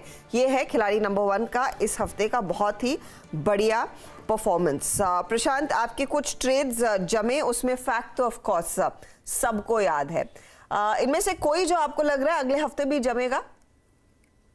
जी हर्षा जी, मुझे लग रहा है कि जो फर्टिलाइजर सेक्टर है उसमें फैक्ट को हम कैरी कर ही सकते हैं, काफी स्ट्रेंथ है। और इसके अलावा मुझे लग रहा है कि इस सेक्टर में आरसीएफ बेटर लग रहा है। या अगर आप देखें तो जो शॉर्ट साइड पे मैंने बंधन बैंक का ट्रेड दिया हुआ है, तो इसमें मैं देख रहा हूँ कि अगर स्पॉट में ये स्टॉक 197 के जोन को ब्रेक कर दे अगले हफ्ते में, तो शायद ये सबसे वीकेस्ट बैंक हो जाएगा। तो इसको भी रडार पे रखिए। और मुझे लग रहा है बाकी फर्टिलाइजर सेक्टर बिल्कुल कैरी कर सकते हैं। ओवरऑल जो आज की रैली आई है बैंक निफ्टी में, तो मुझे लग रहा है इसमें सिर्फ बंधन बैंक में थोड़ा बाउंस आया है, बट अगर ये 197 स्पॉट ब्रेक कर दे तो next week definitely one of the strongest short trade ये हो जाएगा। तो ये इनफैक्ट कुछ ट्रेड्स जो आइडेंटिफाई अगले हफ्ते के लिए भी किए गए हैं। कांग्रेचुलेशंस इस हफ्ते में बहुत ही बढ़िया प्रदर्शन दिखाने के लिए प्रशांत। एक फैक्ट, टाटा एलेक्सी, आरती ड्रग्स, मैक्स हेल्थ, ये सब वो स्टॉक्स थे जिनमें बम्पर रिटर्न्स बनते हुए दिखाई दिए। चलिए इस बीच हम डीलिंग रूम का जायजा भी ले लेते हैं। यतिन हमारे साथ जुड़ गए हैं। यतिन बताइए, बहुत तगड़ी तेजी और एक लॉन्ग वीकेंड, इस बीच डीलर्स के बीच सबसे ज्यादा चर्चा किसकी हुई है? तो देखिए, दो काउंटर जो आज डीलिंग रूम्स की तरफ से आ रहे हैं, उनमें सबसे पहले है डाबर और एफआई की सेलिंग यहाँ खत्म हो चुकी है, ऐसा डीलर्स का मानना है। स्टॉक अच्छी तरीके से बाउंस कर रहा है, लगभग अपने डेज हाई पे है और डीलर्स यहाँ 535 से लेके 545 तक के टारगेट्स दे रहे हैं बीटीएससी ट्रेड के लिए। ओपन इंटरेस्ट में 8% की वृद्धि, फ्रेश लॉन्ग्स यहाँ देखने को मिल रहे हैं। इसके अलावा टीवीएस मोटर्स भी फोकस में है, यहाँ डोमेस्टिक म्यूचुअल फंड्स खरीदारी कर रहे हैं। डीलर्स को लगता है कि 50 से 60 रुपए की पोजीशन अपसाइड के लिए यहाँ भी खरीदारी करनी चाहिए। ओआई लगभग 5% बढ़ा है और यहाँ भी फ्रेश बाइंग आपको देखने को मिल रही है। ओके, यतिन बहुत बहुत शुक्रिया। टीवीएस मोटर्स आपकी स्क्रीन पे, और याद रखिएगा बजाज ऑटो के साथ साथ इस स्टॉक में सबसे स्ट्रॉन्ग ओआई बिल्डअप हुआ है इस सीरीज में अब तक, और तीसरे पायदान पर आया हीरो मोटोकॉर्प। खैर, डाबर आज इस पैनल की कॉल भी थी, याद रखिएगा, और ये अमित जी की कॉल थी, buy call Dabur, day high की ट्रैजेक्टरी में जाके बताता हुआ। खैर, अब एक काम करते हैं, मार्केट ब्रेथ देखते हैं। इसमें कोई राय नहीं कि मार्केट ब्रेथ अच्छी थी। यस, अगर आप निफ्टी आईटी को छोड़ दें तो आज ऑटो में, आज अगर आप देखें तो बैंक्स में सुपर स्विंग थे, स्पेशली कमांडिंग पोजीशन में था ICICI bank, HDFC bank, IndusInd bank और कोटक महिंद्रा बैंक। निफ्टी बैंक है डे हाई। निफ्टी ने हल्का सा, अगर आप देखें, इंट्राडे में शेड देखा था, लेकिन उसके बाद फिर से रीगेन किया। और याद रखिएगा, सुबह सुबह जो शॉर्ट कवरिंग का दायरा था वो काफ़ी बड़ा था। अब उसके बाद जो सुबह सुबह करीब करीब 23 लॉन्ग्स थे, now it's 48 longs, 51 short covering, 47 short और लॉन्ग अनवाइंडिंग करीब करीब 43 में। तो वो वीकेंड, एक्सटेंडेड वीकेंड की तरफ आप जा रहे हैं तो थोड़ी बहुत प्रॉफिट कैश में कन्वर्ट होगा। ये small finance bank, Godrej properties, IndusInd bank, HDFC life, TVS motors, इन सभी काउंटर्स में आज स्ट्रॉन्ग लॉन्ग बिल्डअप देखा गया है। Specially AU small finance bank news driven था, लेकिन न्यूज़ के बाद भी इतना सस्टेन करना, इतने बड़े स्विंग को बड़ी बात होती है। स्पेशली मार्केट का मूड ऐसा था कि ये सस्टेन कर पाया।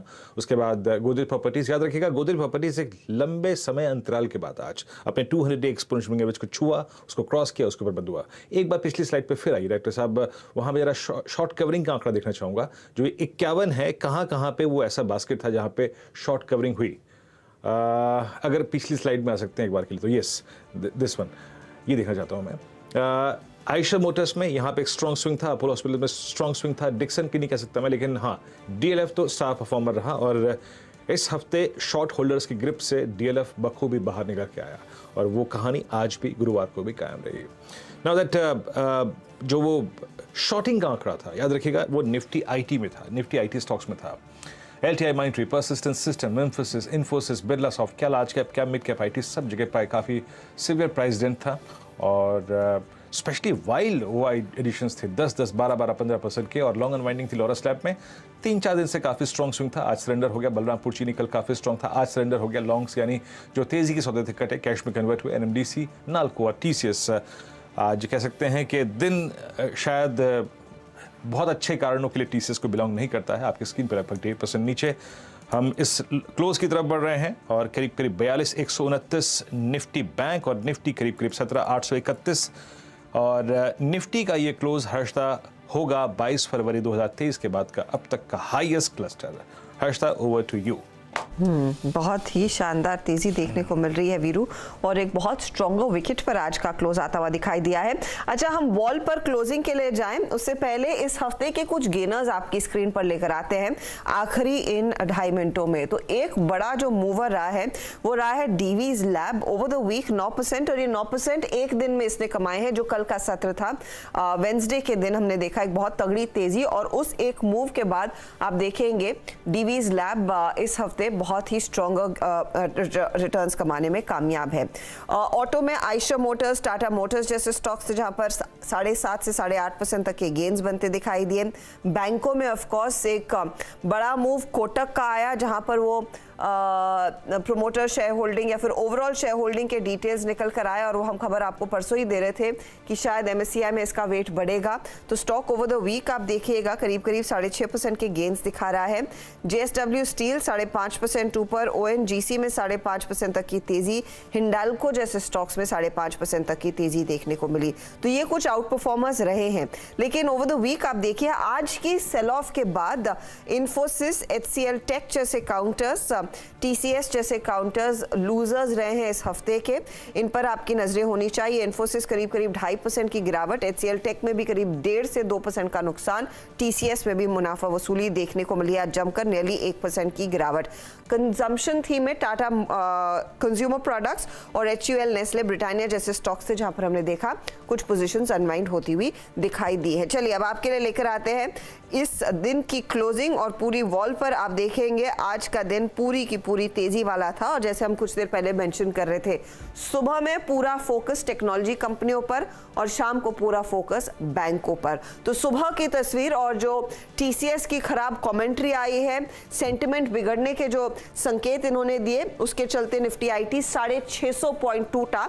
लेकिन निफ्टी आईटी ने जो गवाया वो निफ्टी बैंक ने कमाया है। इंट्राडे मूव्स ज्यादा बेहतर थे। 42,200 की तरफ हमने एक बहुत स्ट्रॉन्ग अटेम्प्ट किया, लेकिन 42,136 के आसपास ये इंडेक्स टिकता हुआ दिखाई देगा। एडवांस डिक्लाइन रेशियो यहाँ पर हमने देखा पॉजिटिव ट्रेड ज्यादा देखने को मिले। निफ्टी मिड कैप इंडेक्स 55.2 पर। आज पूरा खेल निफ्टी बैंक और निफ्टी का ही था। लेकर आते हैं आपके लिए इनफैक्ट वो हीट मैप जहां पर आपको साफ दिखाई देगा कि बैंकों और फाइनेंशियल की बदौलत कितनी तेजी देखने को मिली है। तो एचडीएफसी लाइफ आज टॉप ट्रेड्स में शामिल, इंडसइंड हो, एक्सिस हो, कोटक महिंद्रा बैंक हो, बजाज फाइनेंस, फिनसर्व हो, state bank of India, ICICI bank, ये स्टॉक्स है जहां पर 1% से ज्यादा की तेजी देखने को मिली। कुछ स्टॉक्स तो ऑफ कोर्स नियरली 3% के गेन्स पर हैं। रिलायंस का आज कुछ साथ मिला है तो यहाँ पर खरीदारी हुई। ओएनजीसी में भी खरीदारी देखने को मिली है। एचडीएफसी बैंक पर ज्यादा फोकस क्योंकि सैटरडे को नंबर्स आएंगे और उससे पहले 0.5% के गेन्स। लेकिन आज क्या आप कह सकते हैं इन्फोसिस, टेक महिंद्रा, एचसीएल टेक जैसे काउंटर्स ये सबसे बड़े लूजर साबित हो रहे हैं। और शुरुआत टीसीएस के साथ हुई थी क्योंकि यहीं पर हमने देखा वो कमेंट्री बिगड़ती हुई दिखाई दी, 1.5% का नुकसान इधर। लेकिन इन्फोसिस डर में कि शायद इन्फी भी इस तरह की कमेंट्री देगा तो लोगों ने ज्यादा पोजीशंस वहां काटी, 3.25% की गिरावट देखने को मिली है। आज का क्लोज बेहद मजबूत है। इनफैक्ट पिछले 2 हफ्तों से पिछले हफ्ते से जो तेजी बनी है इस पूरे हफ्ते हमने कंटिन्यू की। एक छोटा हफ्ता लेकिन एक बहुत ही रिवॉर्डिंग हफ्ता साबित हुआ है।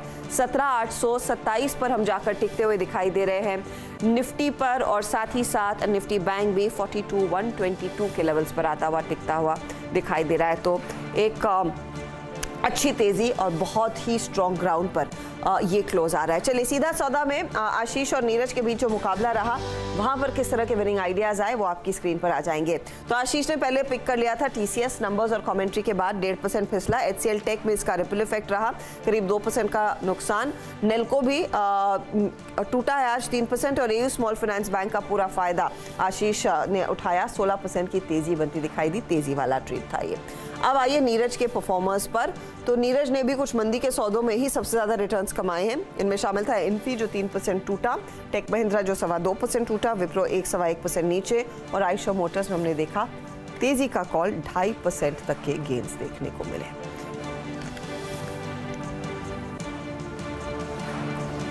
जी हाँ, तो बेहद शानदार क्लोज हर्षता। इस छोटे से हफ्ते से कोई भी गिला नहीं, कोई शिकवा नहीं।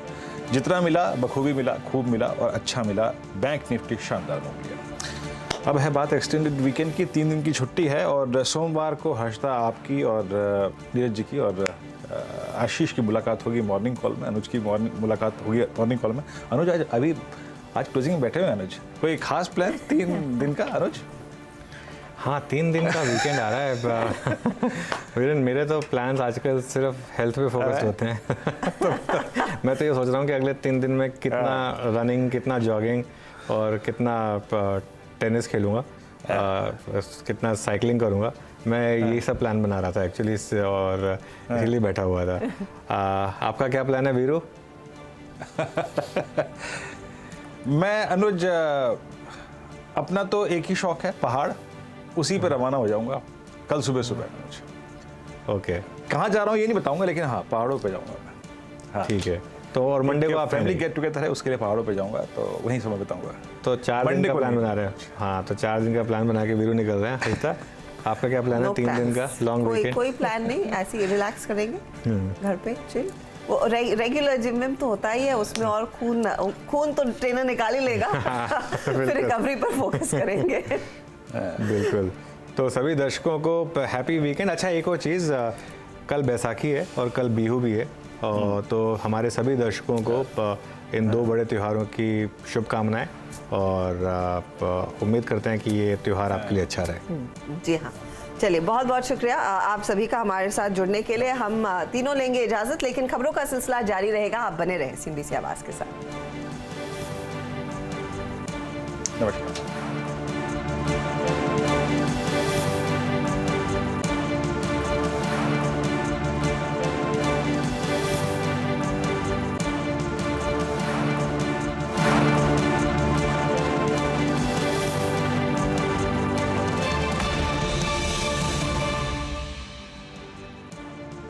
Mongia Steel presents